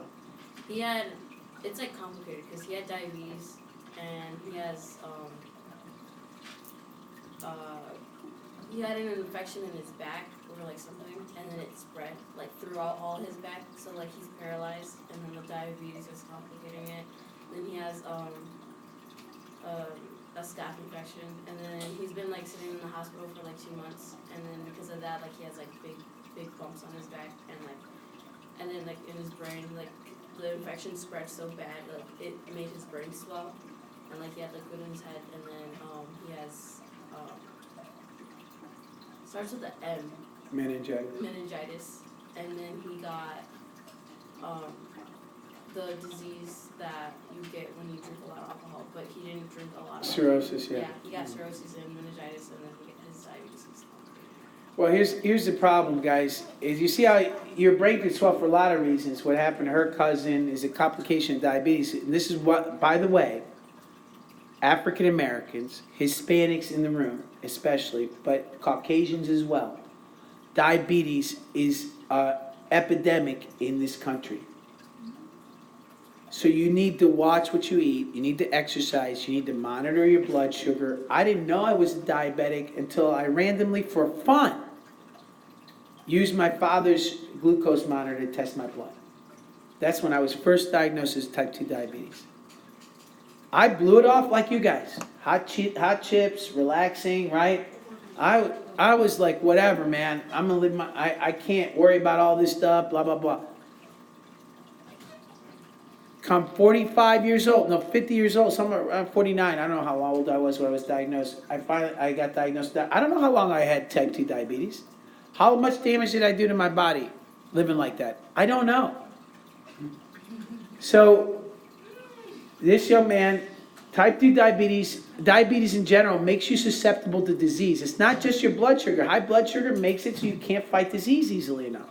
It makes you more susceptible to disease. Disease can cause all kinds of things. it gets in your nervous system, it's hard for your body to do much about it. The meninges are, I can't pronounce, not pronouncing anything correctly today, are coverings of your brain. Your brain and central nervous system is covered with little membranes called meninges, all right? And meningitis is an infection or irritation of those meninges. And if those things get infected, it's hard to deal with. It's a skull. It's bone. It's protected. Why is your brain in a skull? Because it's that important. Your body feels that your brain is the most important part. If you stop eating, the only thing that continues to get food. You will eat your own liver. You will eat your own muscles on your legs. You'll eat every other part of your body. You'll absorb it into itself, and you'll produce sugar to feed what? The brain. Your body prioritizes your brain. But it's so well protected in this vault that it's difficult to do much if it gets sick. So concussions, the scary part about concussions is once you have one, you've increased the risk of having serious outcomes if you get another. So you literally watch that movie Concussion because Will Smith did a fantastic job. I haven't watched it, but I saw reviews of it. It's one of the ones I want to watch. But once you get one concussion, you could get another concussion in 10, 15 years, and you're paralyzed. You could just shake your head once trying to dry your hair, and boom, you're paralyzed. You go into a coma. Nobody knows why. It has to be pretty severe, so don't go leaving here all freaked out. It has to be pretty severe. That's why your doctor doesn't want you to play football anymore, or soccer. That's why I don't like my nephews playing football at all. Boxing used to be my favorite sport. I grew up watching Muhammad Ali, Joe Frazier. I love boxing. It's a dance to me. It's a man's dance, right? I mean, I grew up. I mean, it's not to be sexist or nothing, but it's like, it's just a way men would dance in a ring and battle with each other, primordial. But not if it's going to cause concussions. Concussions, we used to think, you just got knocked out, ha ha ha. Get up and fight again. What happened to Muhammad Ali? Oh, yeah. Parkinson's disease. We used to call it punch drunk. It was so often, I never knew about it. Nobody knew what it was. But boxers used to be called, you're just punch drunk. After you box for a few years, they're walking around like, hey, what's up, man? You ever see Rocky? Yeah. They talk, That's literally how the old boxers would talk. They'd move around with kind of a limp, and it's not that they never hurt their legs, but nobody added 1 + 1 to get 2. They thought it was just what happens when you box. It's no big deal. It is a big deal. So that's why no thank you. Boxing, football, I love the idea. No. Wait, Parkinson's disease is a brain disease? Say what? It's like a brain disease. Parkinson's is a brain disease, yeah. Yeah. How do because how UFC, UFC way different than boxing. So how when they on UFC they're kicking their head super hard. Can't that increase Oh yeah. You know what? It's like cigarette smoke, guys. We're talking risk, right? You could box your whole every day you get hit in the head every day until you die at 90 and never have a single symptom. That could happen. Or you can hit once and go right into a coma and die. That could also happen. Why? I don't know. I had a kid that played football. He got hit. I had him after this. He played for Ignatius. I had him at Lincoln West afterwards. Played football, got hit sideways, one of those side hits. His head went sideways, and he went down. He was paralyzed. That was it. Didn't break his neck. Got a concussion. Became paralyzed. Waist down. But what's the odds? It's about is the risk worth the benefit? That's really the question, right? If you feel that the risk is you love boxing so much, you're gonna risk your life, you go ahead and do it anyways, even though it's gonna give you brain damage, peace out. You're gonna be an adult, but if I had kids, I wouldn't let my kid do it. They can do it as an adult because I can't control them, but if I could control them, they wouldn't do it even as an adult. So consider all this when you're talking about concussions, all right? They're serious business. We know that today they're serious business. We have new technology that helps reduce the risk when you're playing football, but if you've already had a concussion, you have to balance that out. And also, that technology, I'm not sure how good it is. It's untested. You know who's going to be testing it? All the kids that play football from now until the next round of testing. Does that make sense? They're going to see if it works. How are they going to know if it works or not? How many kids get concussions and get paralyzed and die? I don't want to be the guinea pig. So I'm just letting you know, as far as I'm concerned, you have to consider all the facts. And again, I'm not a doctor. Do your own investigation on these things, but I think it's high risk. So brain nerve damage, you rarely do the cell cycle, so it doesn't do a lot of repair. That's why brain and nerve damage is so bad. When are we out of here? All right, good. So we still have time to finish. So the brain doesn't do it very much. That's good. I mean, that's not good, but it is good in some ways, because if all the brain cells did a lot of cell cycle, if it did a lot of cell division, then you wouldn't be able to keep memories. You wouldn't be able to learn anything.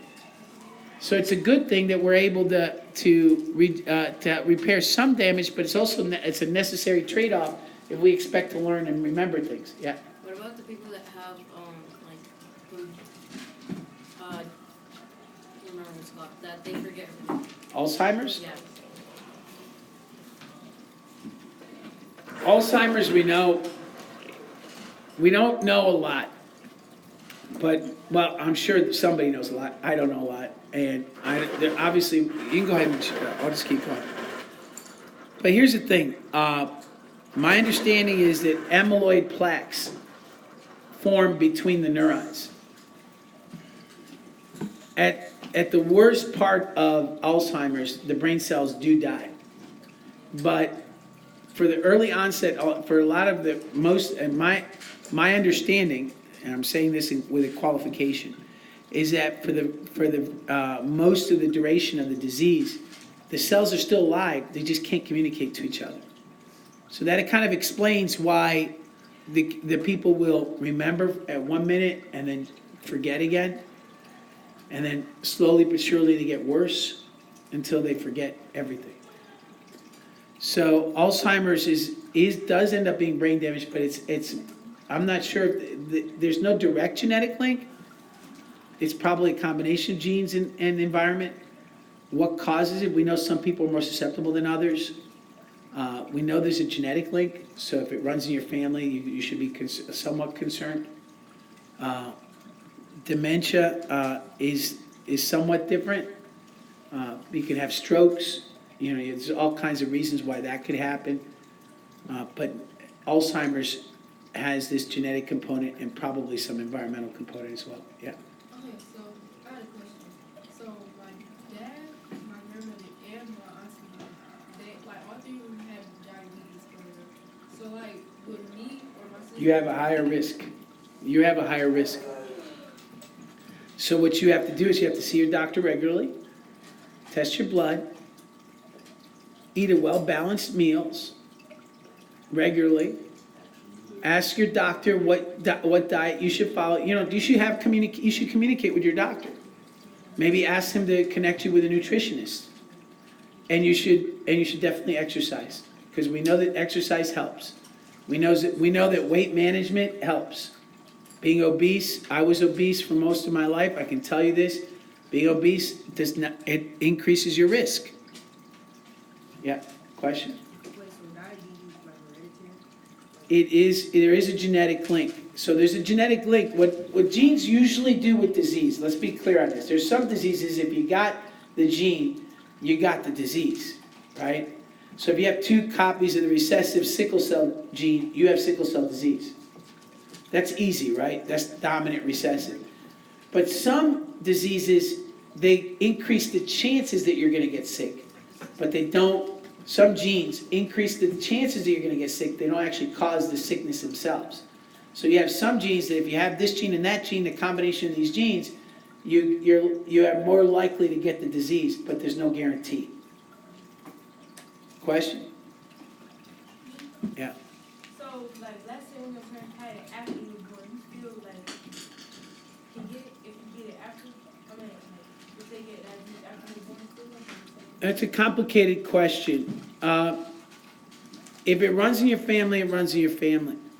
However, there is something called gestational diabetes, and that can impact the child. It can make the child be born underweight, et cetera, et cetera. Gestational diabetes is more likely in a mother who's obese. So if you're obese and you're pregnant, it's, again, I'm talking percentages, right? Like you could be obese and have a baby and it'd be fine. The baby's, there's no problems. But we're increasing the risk of just what's called gestational diabetes, and the mother gets diabetes while she's pregnant if she's obese. It can go away after she gives birth, but that pregnancy could be in trouble. That child could be in trouble because she's developing in an environment where a person's diabetic, and then that causes issues with regulation of blood, blood circulation, and other issues. Yeah. Okay, so, my cousin had diabetes, and like, he almost had to get his foot amputated. Yeah. I don't know why. Okay, so why is amputation an increased risk for someone with diabetes? A couple reasons. There's two really good reasons. Number one, diabetes leads to nerve damage.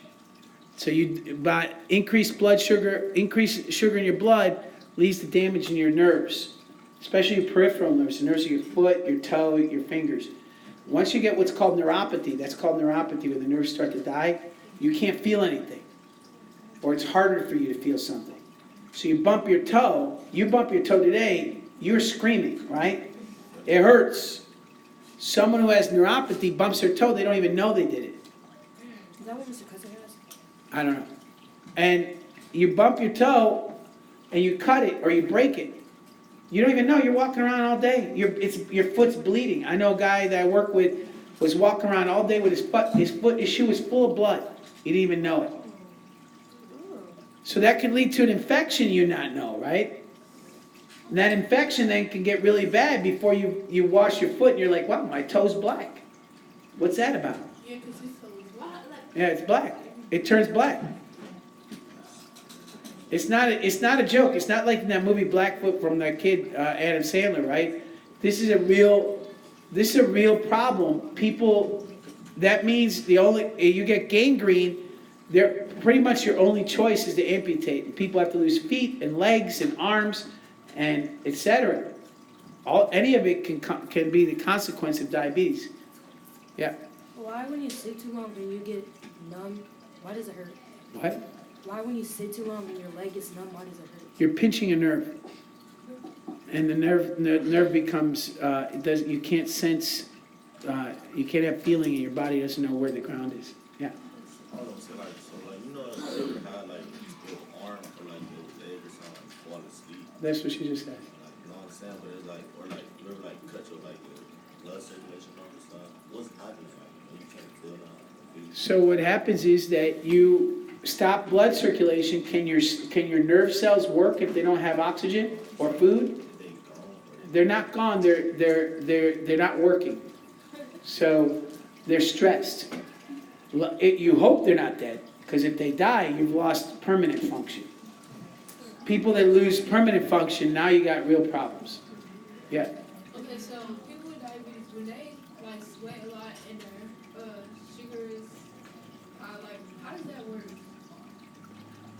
These are all very interesting but complicated questions. So when you have high blood sugar, your body starts to sweat. You start to feel hot. When you have low blood sugar, you'll start to get confused. You can pass out and go into a coma. When you have high blood sugar, it's actually low blood sugar is more of an acute problem. So it's a problem, if you have too low blood sugar, you'll actually pass out or go into a coma, so you really are more worried about getting that blood sugar up than you are to getting it down for the short term. For the medium to long term, high blood sugar means high blood pressure, means nerve damage, possibly permanent nerve damage, means blindness, because your nerves of your eye go bad and you go blind. It means obviously sweating and feeling hot. All these things are the consequence of high blood sugar, plus increased risk of stroke, heart attacks, liver damage. So these are all things that happen to people that have diabetes long term. We need to get going here, guys. Yeah, question? Let me just stretch it. All right. So that's brain cells and nerve cells. But interestingly, I said different intervals for different tissues. So we just talked a lot about brain and nerves, but it turns out that skin, do you think it's going to do the cell cycle a lot? Yeah, it does. The skin does the cell cycle a lot. So these are your kind of two extremes. Rarely does the cell cycle happen in skin, in brain and nerves, but in skin, it happens often. And then everything else, all your other tissues happen in between. So your skin has to constantly replace itself, obviously, right? Ashy skin is the dead skin cells you have to slop off. Every one of those has to be replaced. So otherwise, what's going to happen? Well, no, what's going to happen if you don't replace the skin cells? They die. It's what? It's open wound. You have ulcers, right? Yeah. It's kind of dumb, but when you like cut yourself, why do you get a scar before you get back to your skin? You mean a scab? Yeah, that. All right, the scab. It's not a dumb question. Your blood has these little things called platelets. They form temporary bandages. So they're kind of little platelets are not really cells. They're more they're proteins, and they form this kind of mesh, almost a Band-Aid on your skin. They usually turn brown or black as they dry out. And all it is just a patch that your body's laying down. It's not skin. It's not cells. It's just protein that your body's making to stop the bleeding and stop bacteria from getting in. And so these are called platelets. They're also the things that cause strokes. When you have damage inside, these things in the blood, they form blood clots. So people that are high risk of blood clots, what they'll give them is things like aspirin or heparin. I think it's heparin. They're anticoagulation, and so they stop the platelets from forming this matrix. But that means that, what does that mean if you can't form these clots, if you can't form scabs? You keep bleeding, so it increases your risk of bleeding. So it's a trade-off. See, this is kind of what I want you to get from today. Everything you do in science, everything you do in medicine is a trade-off. Radiation and chemotherapy, yes, it helps deal with cancer, but it's a trade-off because there's short-term and long-term consequences.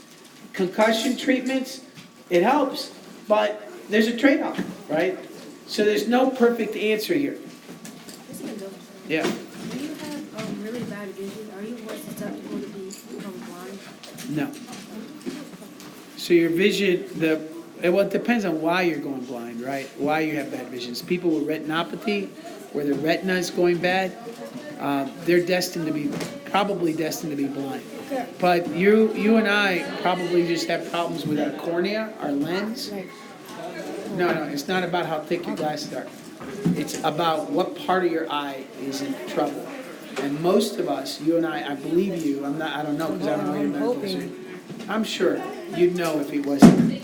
Your cornea had a problem making it the shape that normally. Come here, I'll show you. So your eye looks like this, and then it has a pupil, an iris, right? And there's some color here to help absorb light.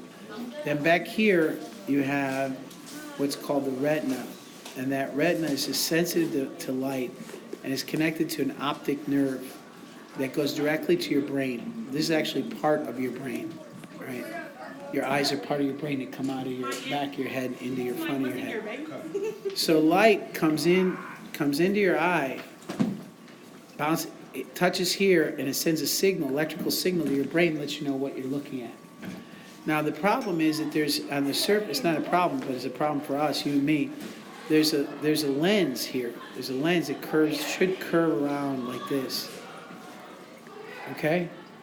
That part of your eye is formed in such a way that instead of the focal point being where it's supposed to be, instead of focusing on the point here, you see your focus is here, or it's over here. So it's either too far and you're farsighted, or it's too close and you're nearsighted.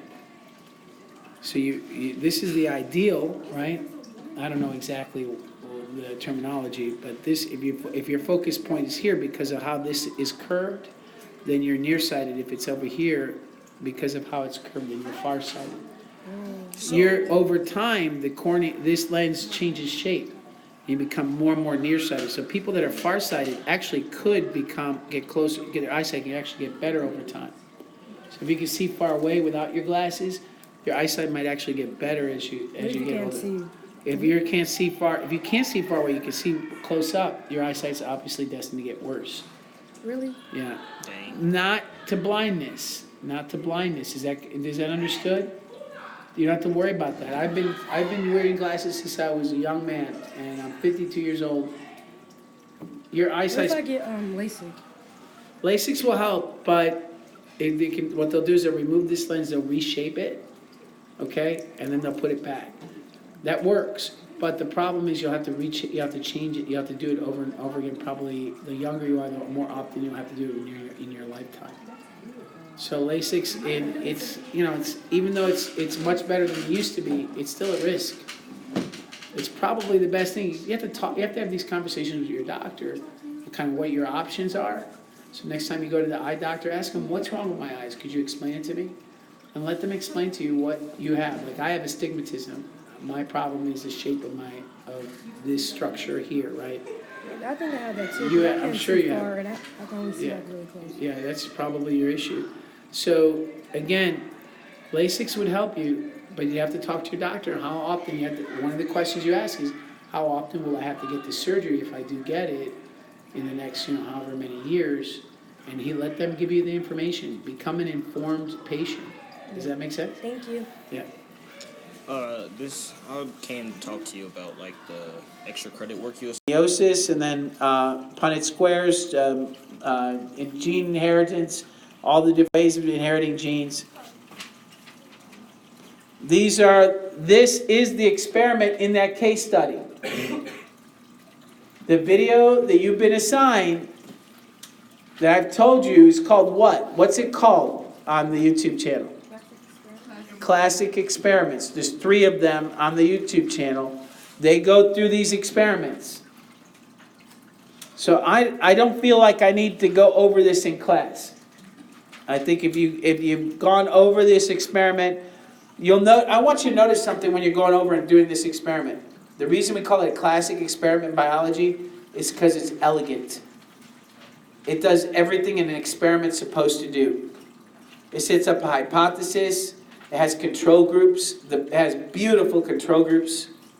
It goes through and collects data and answers the question well. So make sure you're answering this stuff. These 3 you need to know for not for this test.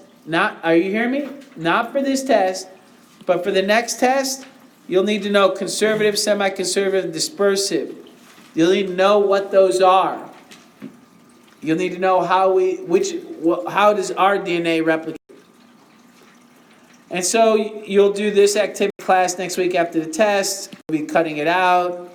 You'll be pasting it here, there. There's the 3, semi-conservative, conservative, and dispersive. So if you do your reading, you do this case study this weekend, watch the video, you come in here on Monday or Tuesday, you take your test on Tuesday, by the way, right?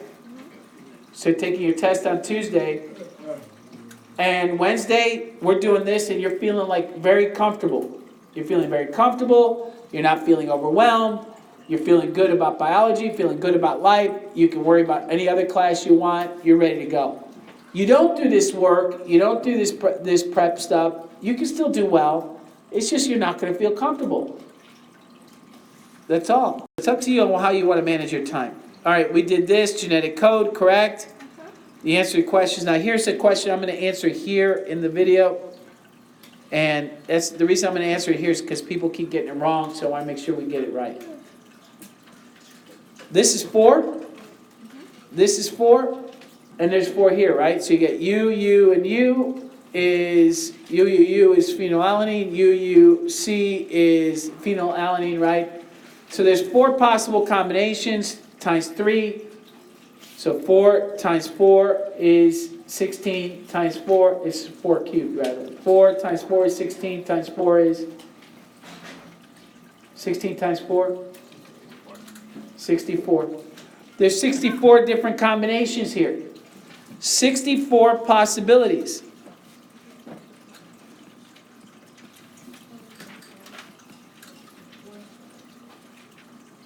"64 possible combinations of the 3 letters, the 3 spaces, 4 for each, right? 4 here, 4 possible here, 4 possible here, leading us to 64 different combinations, possible combinations. Everybody okay with that? Do you understand what I just did? Because if you don't, now's the time to ask, because I haven't seen somebody get this right on their own yet. So you say you understand, but then why didn't you get it right? So here's the question they ask you. They say, if you did the reading, you'll notice that they said, look, we have 20 amino acids, and we got 64 different possible combinations. Well, that explains why we have doubles, right? And quadruples and 6 times, right? Because you have only 20 amino acids, but 64 possible combinations. That's why we call it a degenerate code. Okay, so I guess the question that they ask you here is how many amino acids could you code for if you only had 2 bases? So instead of 4, say ATGC, right? AUGC. What if you only had 2? What if you only had Z and Q? What if those were the only 2 bases you have? How many could you have? It would be 2 times 2 is 4, times 2 is 8. So there's only 8 possible combinations. Somebody say they're confused? Somebody say they're confused? Now's the time to say it. I can tell you, most of you didn't know this, because I've seen them. I graded this part, right? This part of the stuff you've already turned in. Of course, I haven't looked at all of yours, so maybe some of you got it right. So 2 bases, 2 possible combinations, 3 spots. So instead of 4 times 4 times 4, you have 2 times 2 times 2, which is 8. So it's 8 possible combinations. Then they ask you a follow-up question. Why is this number of bases inadequate, not adequate, for 20 amino acids? Another way of asking this question is, how come you need 4 bases? Why do you need 4 for the 20 amino acids? Why couldn't we just use 2? Why couldn't we use 3? Why 4? Right, so answer the question then. Answer the question I'm asking. I can't hear you. Because you can only, the max that you could do then is 8. If you only had 2 bases. I thought you guys said you weren't confused. So the maximum you could code for if you only had 2 bases in each spot is 8. And here you have 64 possible ones. So you could code for a maximum of 64, but you only need 20. So there's plenty. Here, if you're only doing 8, if you only have 8 possible combinations, 8 is the maximum number of amino acids you can have, but we need 20.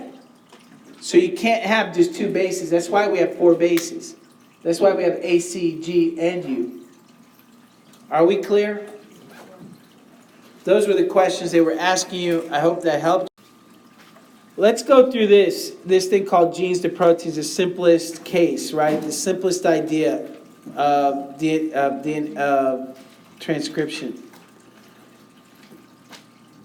So here you have your DNA, here you have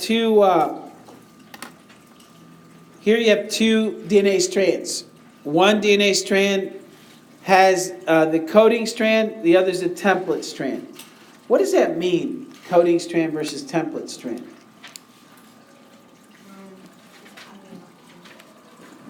Think about it. Someone close that door. Go ahead, say it again. You're copying off a template. That's what a template does. That's you're going to use it to copy. That's right. Good thinking. So you're going to use it to copy.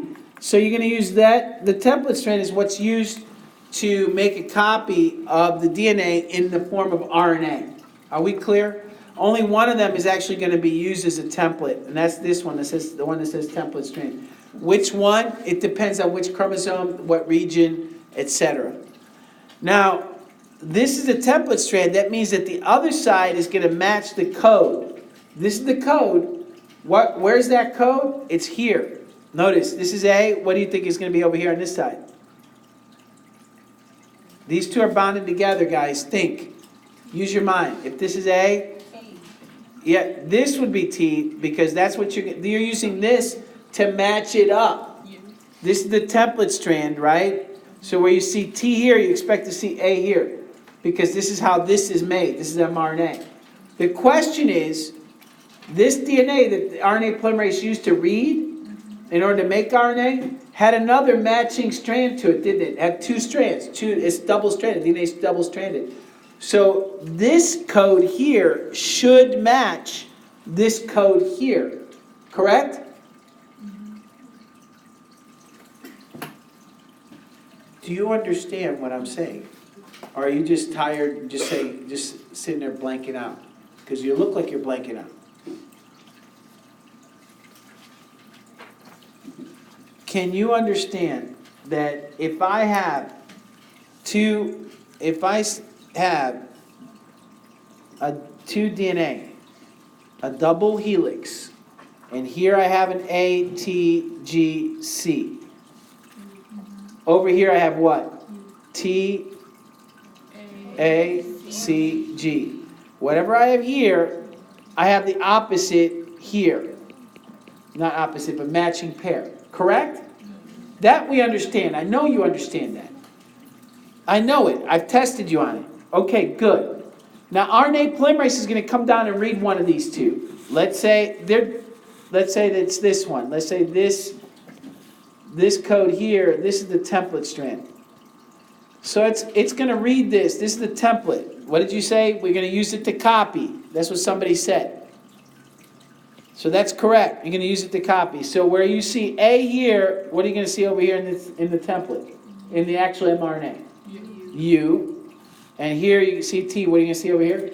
A. And then G. Do you see now that the template code matches this one, but this one is identical to this one? Yeah. This is identical to the code, except of course that instead of a T you have a U, right? These two are the same. That's the same as what? The same as the code, right? So what are we going to call that other strand? The coding strand. We call it the coding strand because it literally matches the code on the mRNA. Okay? Does that make sense now? Why couldn't you guys just say you didn't understand rather than having me interpret your faces? It's fun. Okay. So here's a nucleotide. Remember that it has this nitrogenous base, it has that phosphorus backbone, transcription unit. So this is what's going to be transcribed, right? So here comes the RNA polymerase is going to read it. It's going to make a copy. All right. So this is your transcription. This is your mRNA from 3' to 5'. Correct? All right. In this is one mRNA, this is another mRNA, two different proteins. Here you're gonna go where? What's gonna happen here is this is gonna go from where? Where's this mRNA gonna go? To the ribosome. So it's this one. So you get two ribosomes. So you end up with two polypeptide chains, and you make this one thing called hemoglobin, right? One functional unit. Notice you have two proteins here. Two polypeptides making one unit. It's like having a tire. You have the rubber part of the tire and you have the hub, right? Correct? Yes. And you have lug nuts. So you have a bunch of different things that come together to make a working tire. The same thing happens with any working protein. You can have many components that have to come together. This is one mRNA, this is another mRNA, two genes, one after the other. So everybody should know what those are. All right, moving on. So we should know, everybody had no problem filling in the start codon and the stop codon? What was the start codon? AUG. AUG. What's the stop codon? There's three of them, right? You can use the ones that are here. You can use the ones that we have right here. What are the ones we have here? UAG and UGA.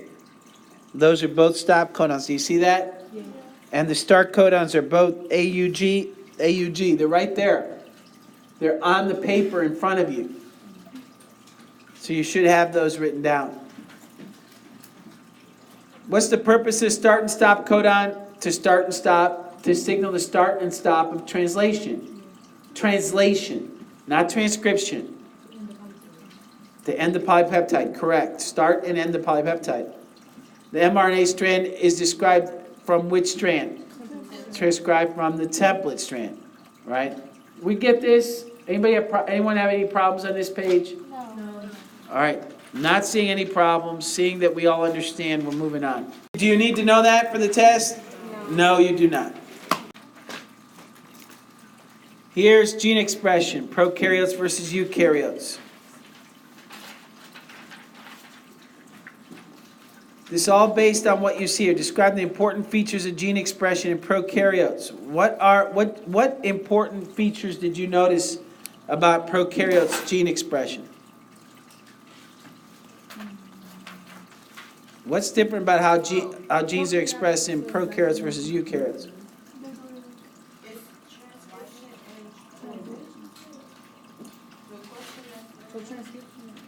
Well, first, because prokaryotes lack a nucleus, right? They together. They have to together. Exactly. Transcription, translation occur together. So you don't have to separate. They're not separated by a nuclear membrane, so they can happen in the same place. No problem. So that you can write that in here. That's the same as number. There's the answer. There's 1. A. And RNA is translated into protein almost as fast as transcribed from DNA. The feature probably accounts for the lack of large amounts of intronic DNA in prokaryotic genomes. In prokaryotic gene expression, there is insufficient time to remove introns from protein coding sequences. So you don't have a lot of introns. That means there's no removing, changing things up. So that's the other one. So lack of large amounts of intronic DNA. That would be 2B or 1B, right? Everybody okay with that? So they're right there, 1 and 2. The traditional old view of gene expression, this is how we used to think that gene expression happened here. And then this is what we understand, how we think it happens now. So we used to think that all exons are made into RNA, and we used to think introns are junk. Introns are spliced out of the primary transcript. We used to think that, and we are pretty sure that that's still happening. Introns are being taken out, exons are being spliced together. But what we know today is those introns that we take out, they act as control mechanisms. They act as microRNAs, that stuff that sticks to the DNA and shuts down RNA polymerase or shuts down the protein, the mRNA. Huh? Yeah, those microRNAs, those introns can be used to help regulate the production of the protein. So that's one thing. And this model does not adequately explain gene expression in eukaryotes. So what model are they talking about? This idea that gene expression in eukaryotes was based on one gene, one protein. And why is it different today? Why do we think that that's probably not the case? The central dogma of biology is not correct? For a couple of reasons. How we post-transcriptionally modify the mRNA, how we cut up the mRNA is different. So you could have one gene leading to more than one enzyme. One gene could lead to more than one enzyme depending on how you cut up that mRNA. Where do you draw the line? Do you draw the line for the intron here or here? Make it longer or shorter? It all depends. Yeah. Yeah. So that's the key. That's why. The key is post-transcriptional modification.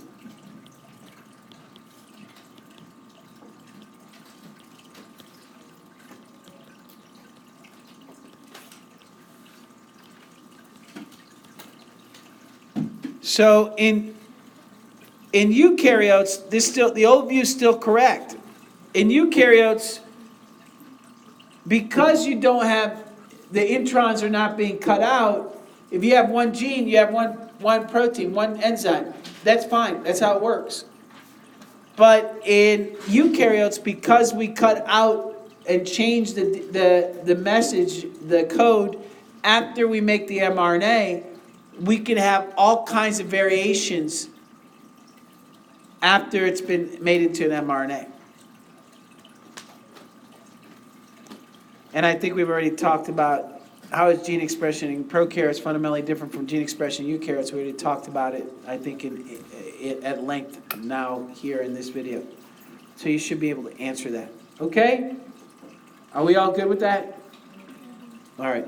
Does this making sense to you? Or don't just sit there and say, I know you've already answered these, but I want to make sure you get them. All right, all the rest of this we should be. So next week, I think the test should be pretty easy if you understand these pages. This is just what should have been already submitted as your practice test, and we're going over these answers, making sure everybody has it right.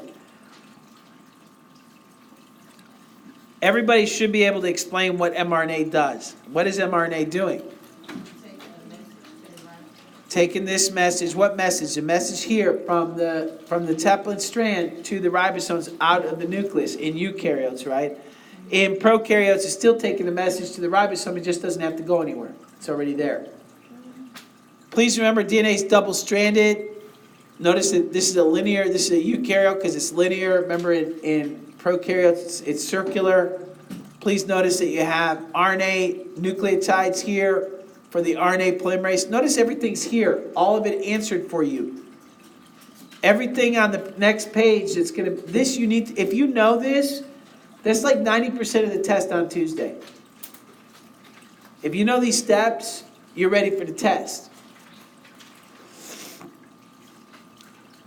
Explain the difference between the template and coding strands. I already did, right?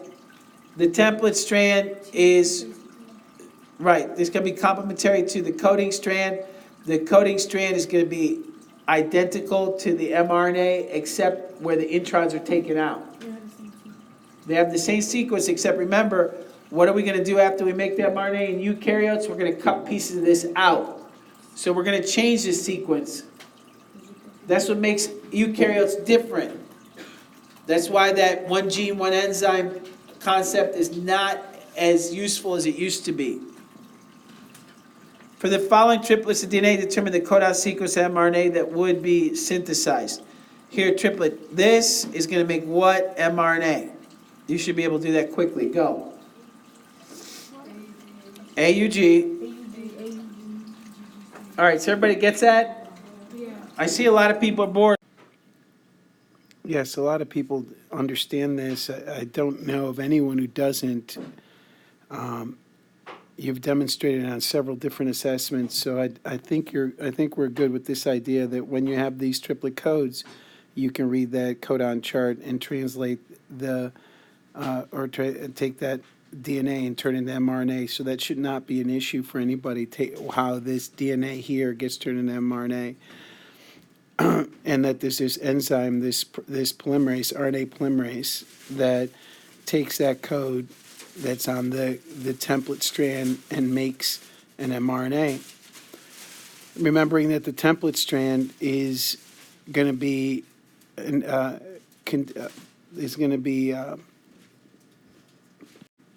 complementary to the coding strand. In other words, that where you see a T here, you'll see an A here on the DNA strand, but as a RNA where you see an A here, you're going to see an A here. So the mRNA is going to be exactly that of the coding strand, except that where there's a T, there'll be a U.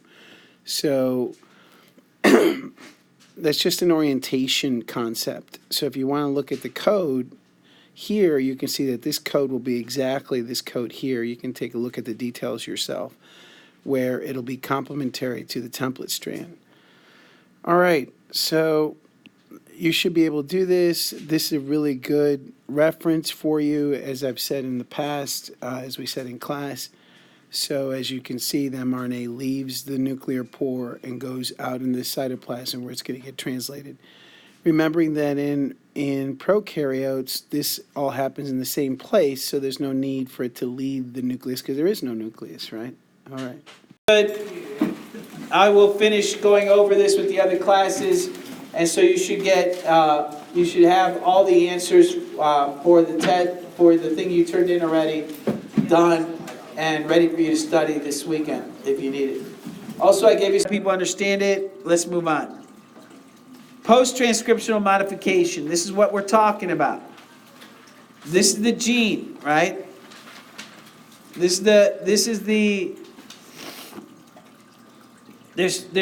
three things you're going to do to this RNA. This is the mRNA.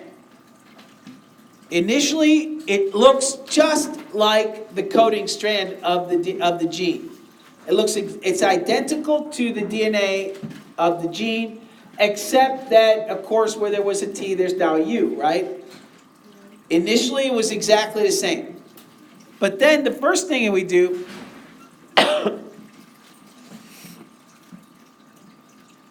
is we're going to start cutting out introns and sticking them together. We're going to decide how to stick these together. Now, if during splicing you take 1, 2, and 4 and you stick them together, that's one way of doing it. Now, this is the same gene. Is that correct? Do you understand that? The DNA is up here somewhere. I hope you're listening because I'm going to ask a question about this on the test. This is the same gene. The gene's up here somewhere. I made this mRNA. I'm going to cut this up into pieces called introns. Some of the introns I'm going to throw away.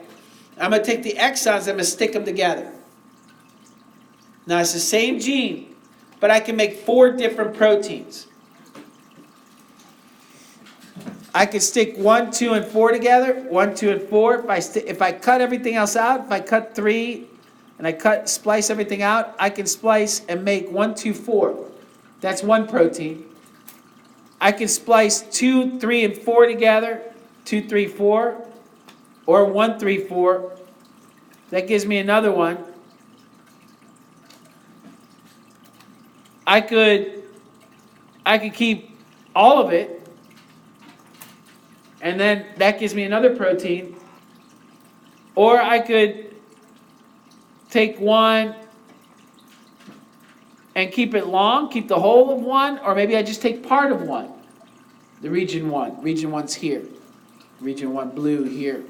Region 2, I just cut out all of region 1 here, the white one. So depending on how I cut this up, I get 4 different proteins. Do you see that? That's how one gene could lead me to 4 proteins. Not one gene, one protein.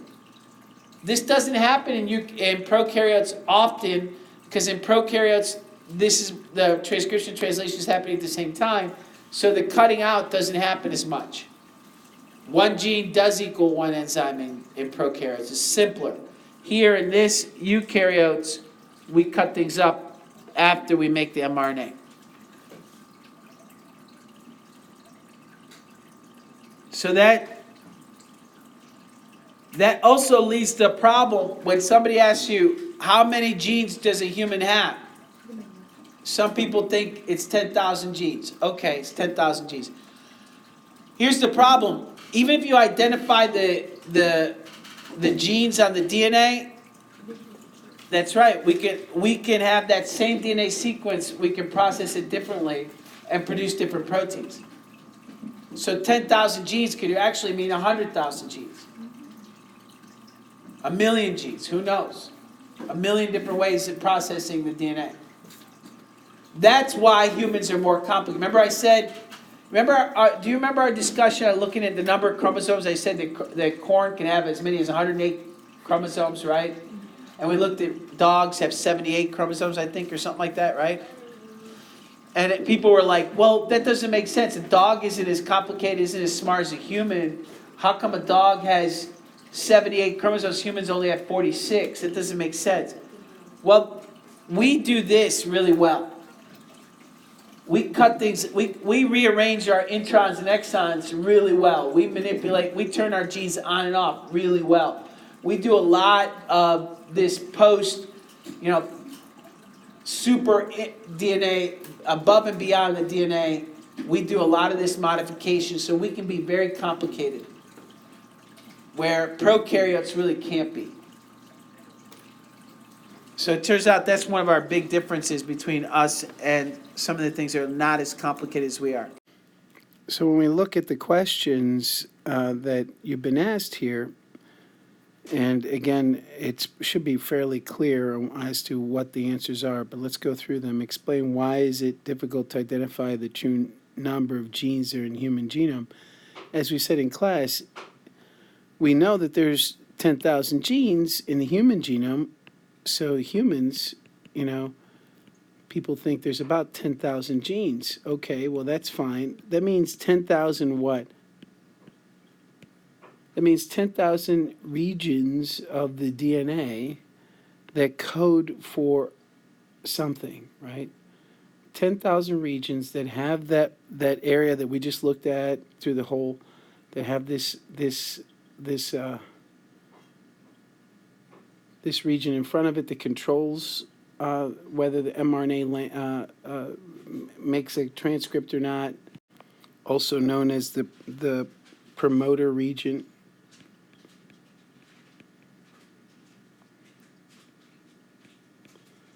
And then having this area here that codes for an mRNA, right? That has that whole coding strand and the template strand, and then you make the mRNA using an RNA polymerase. So we just looked at in the previous slide, and we talked about forever, and it's been the last 2-3 weeks on it. So this DNA molecule, which we've also called a chromosome, right? Depending on whether it's wrapped up around histones or not, that DNA molecule has these little regions called genes. But because of what we're looking at here, because of this post-transcriptional modifications, because you can have post-transcriptional modifications,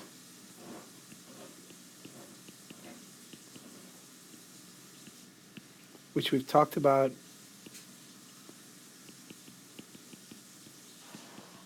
for a while now, right? This idea that after you make the mRNA, you're going to change it, right? You're going to take and you're going to cut certain pieces out. You're going to cut introns out, and you're going to take the exons and put them together. You can put them together in many different ways.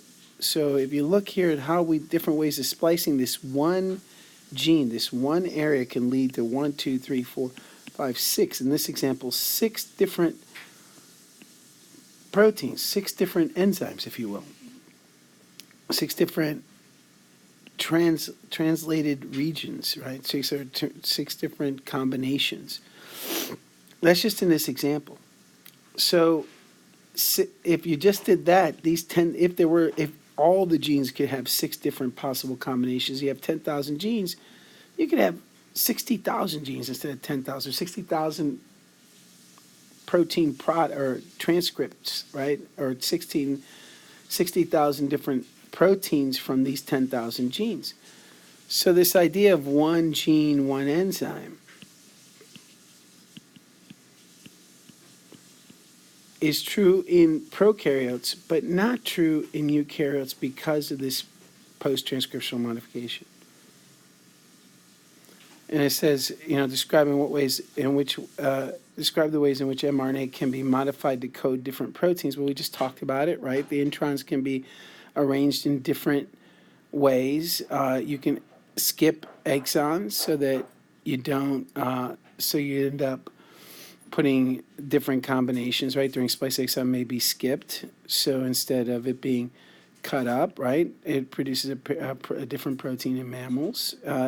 Mutually exclusive exons, so in some cases only 1 or 2 exons, but never both will be incorporated into the mature mRNA.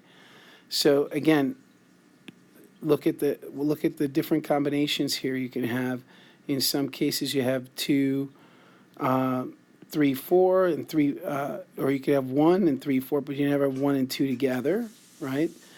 So in any case, there's these 4 different ways in which you can have different proteins being coded for by this same gene. So depending on what's going on with any particular gene, you can have all kinds of different combinations. So the point is, it's difficult to know what the outcome is from a DNA transcript. It's not as easy as we would like it to be, as we hoped it be when they first started to decode this. Explain the advantage of being able to modify mRNA to produce different proteins. Now, again, what's the advantage? The advantage is that you can get a lot more function out of the same amount of DNA. Remembering the whole dog having 70 some odd genes or chromosomes, and the human only having 46, corn having 100 and some odd chromosomes, and humans having only 46. We get more complexity, more function out of less DNA or less chromosomes by having different ways of manipulating the DNA, having many more control mechanisms. We can have more differentiated tissues. So from the same DNA, right, we can have many different ways of producing many different kinds of tissues. So our brains can be more complicated. So our physiology can be more complicated. Right? So our function can be greater than the amount of chromosomes would make us think we should have. So this is very interesting that these ideas of post-transcriptional modifications can make that big a difference. So we're looking at translation now, and we've looked at it forever. And so you can see again, you have this tRNA.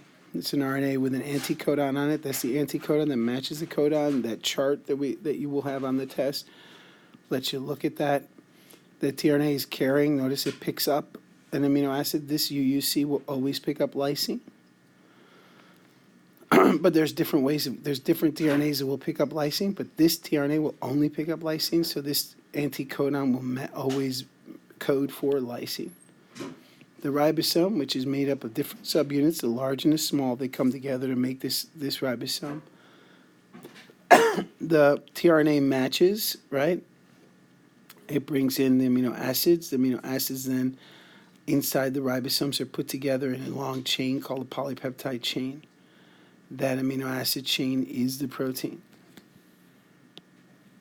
So when we look at codons for mRNA, you can see UAC, UAG, you should be able to tell me, and I know that you are able to, by the different assessments we've done in class and homework and classwork and projects. You've done it in class multiple times. You can take this codon, using the codon chart find the anticodons, and from the codons you can also find the amino acid sequence. How many different tRNA types are there? Each with a unique anticodon. Well, you know there's 64, right?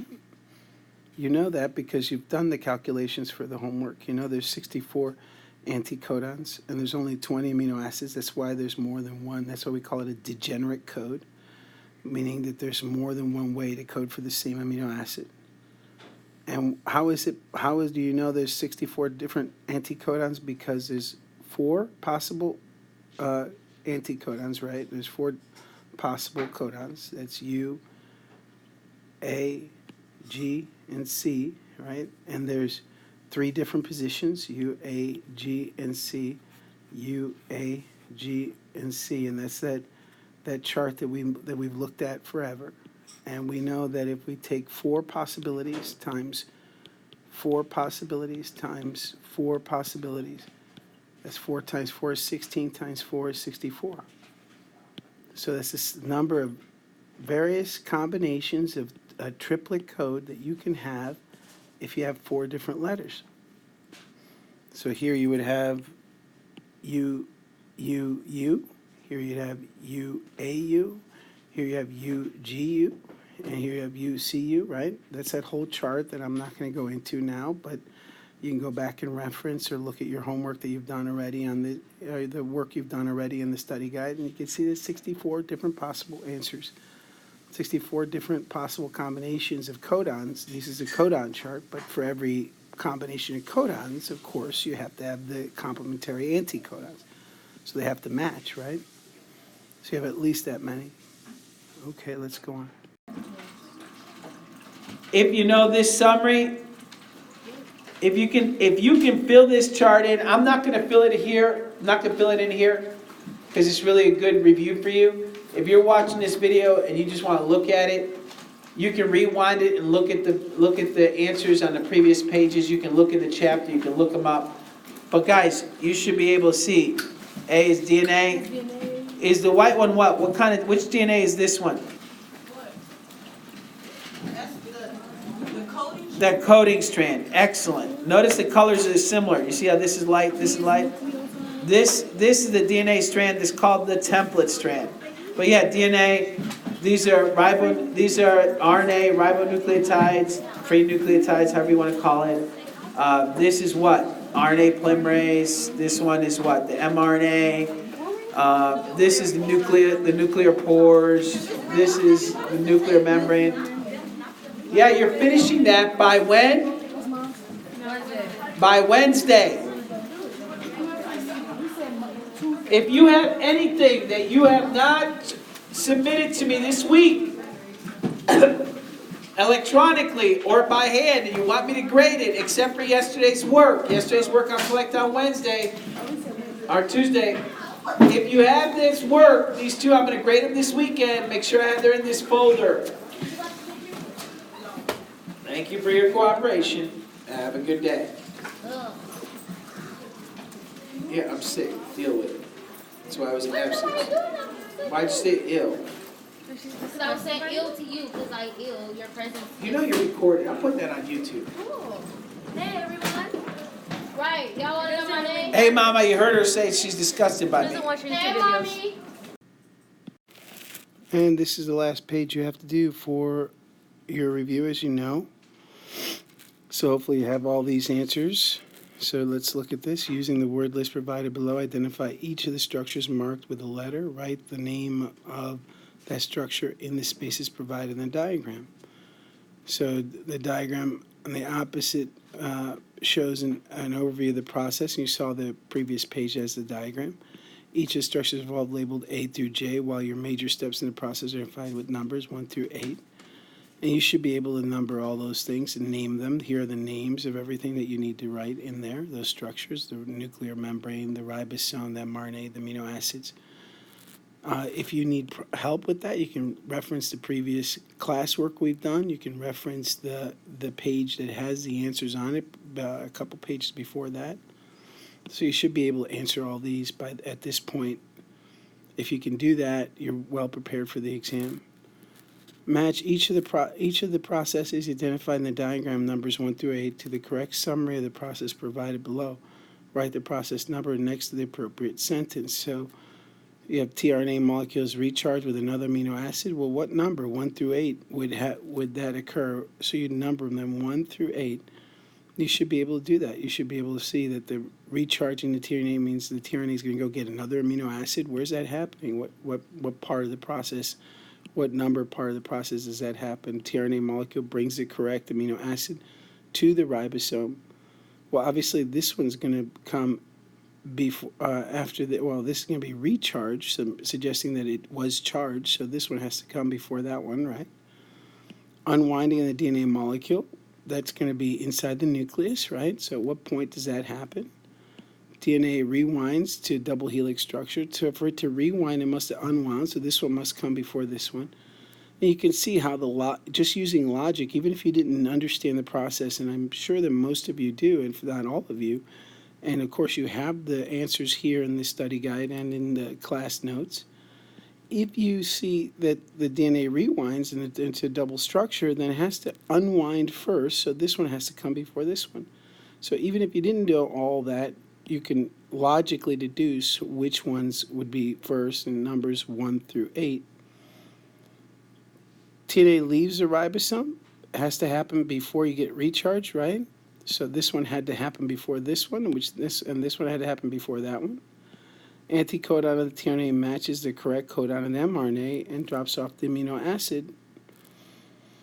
mRNA moves through the nuclear pore in the nuclear membrane of the cytoplasm. That means that at this point, the mRNA was already made, the post-transcriptional modifications were complete, the DNA molecule was unwound, read, and then rewound already. So the unwinding, the rewinding already happened. And mRNA synthesis, nucleotides added, already happened in order for it to move out. So I think it's pretty simple to number these 1 through 8.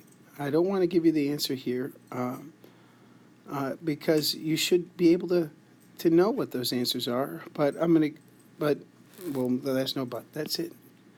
Explain the purpose of protein synthesis. Obviously, so that you can produce the proteins that are necessary for function, remembering that proteins are the functional units of the cell. They create structure, they run enzymes, they do everything that, or most things that the cell needs to happen. They're the builders of the cell. Name 3 different types of RNA involved in protein synthesis. Those are those 3. Now, we know that there's more, right? We've talked about that, but the 3 that you need to remember are what? Again, you should know, but you should be able to easily say tRNA, mRNA at least, because especially since they're right here, tRNA and mRNA, right on the same page. Of course, there's rRNA, which is the ribosomal RNA. What are the 3 structural or functional differences between RNA and DNA? You should know what those are. Repeatedly, you've been asked to do that. How are nucleic acids attached to tRNA?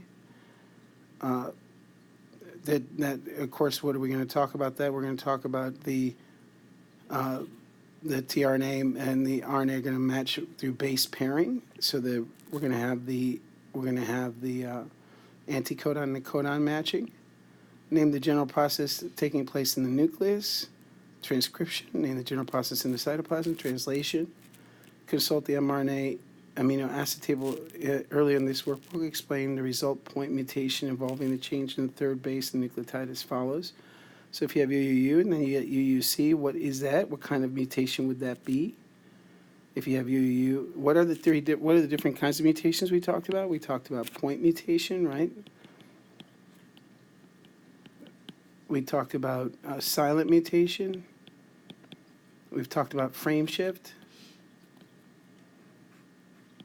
And frame shift happens when you have an insertion or a deletion. So think about these things as you move through and see if you can identify what these 3 are. All right. Well, good luck. And tomorrow's the exam, so good luck with that. And we can look, and because we know where their control groups are, we can read this the way you read a book. You can see if there's a band here, it's in T, here this is C, here this is G, and this is A. So I know it's A, then G, then C, then T, then T, then G, then C, then T. Do you see me reading this? Yeah.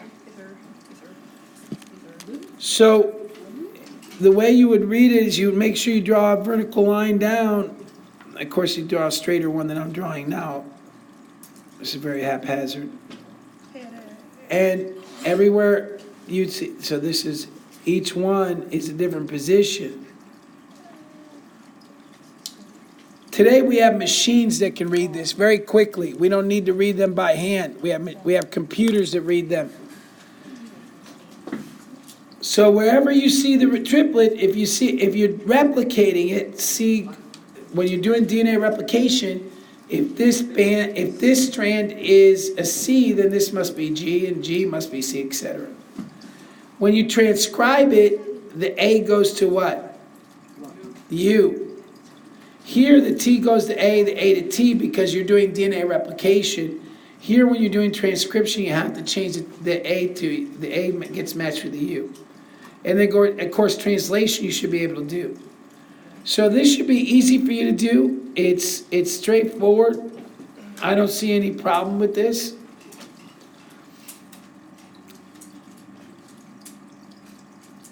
Now, what's interesting is that you can look at the pattern of DNA once you cut it up, as long as you cut them all up the same way with the same enzyme.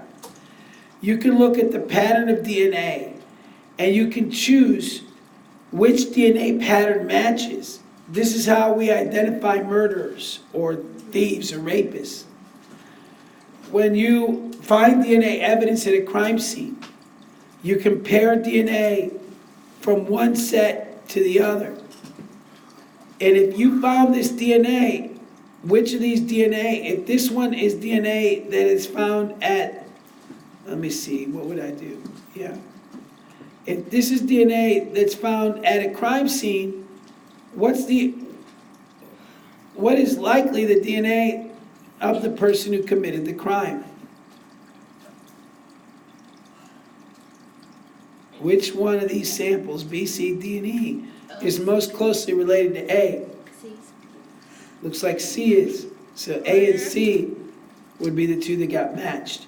This is how we read. And then B and E. Sorry. Huh? B and E matched. Well, that's another story. But you can tell how they're all related, and that's what you're going to do on this chart. You're going to put them on this chart as far as which one is related to which one's most closely related to the next. So I'll start you off. We just got done saying which one, if we have calibration, if this is the calibration here.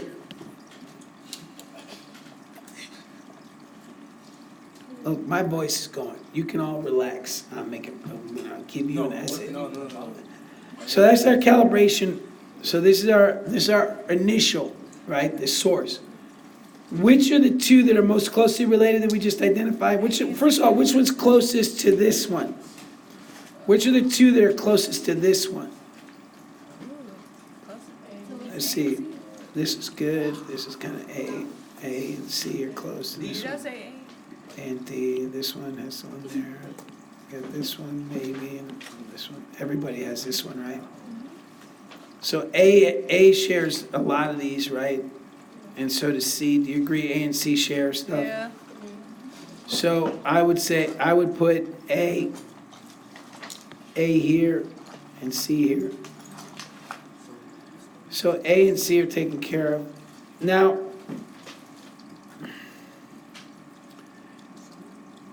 A shares, there's two more that are closely related to each other. Which two are closely related to each other that are closely related to A? B. You guys are gonna figure that out. You're gonna spend your time comparing these and making your own decisions, and then we'll go over it in class together. All right? Well, you want the whole thing done. Do the whole thing. I think you should be able to do all this. Maybe. All right, let's look at the next page. What? We got 3 minutes, let's go. We have 3 minutes, that's right. So that gives me 2, as long as you be quiet. So proteins and phenotype, you should be able to answer these questions. So you should be able to answer these questions at this point. There's a chromosome, there are some genes. They're gonna lead you to, obviously, different codons are gonna lead you to different genes. This is actually talking about sickle cell anemia. We've talked about this several times. So you should be able to answer these questions without too much trouble, and we'll go over it in class. Genetic engineering, you can read that and talk about it. We'll talk more about it. We're gonna leave this though for extra credit. Restriction enzymes will be also for extra credit. Anybody wants to do it? This will be for extra credit. This will be for extra credit. So this is all genetic engineering. And we can meet after school and I can help you answer these if you want to get some extra credit out on the test. These are to be extra test questions. Please don't put anything away yet. So all this is going to be extra credit because we just don't have time to do genetic engineering right now. What page does it go up to in the extra? I'll tell you in a second as soon as we get there. We're going to go over some of this stuff later, but right now, if you do.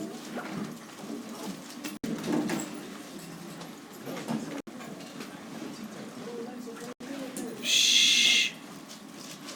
What? Forget extra credit. We'll do it all in class because there's some really good stuff here. What you doing? I'm trying to find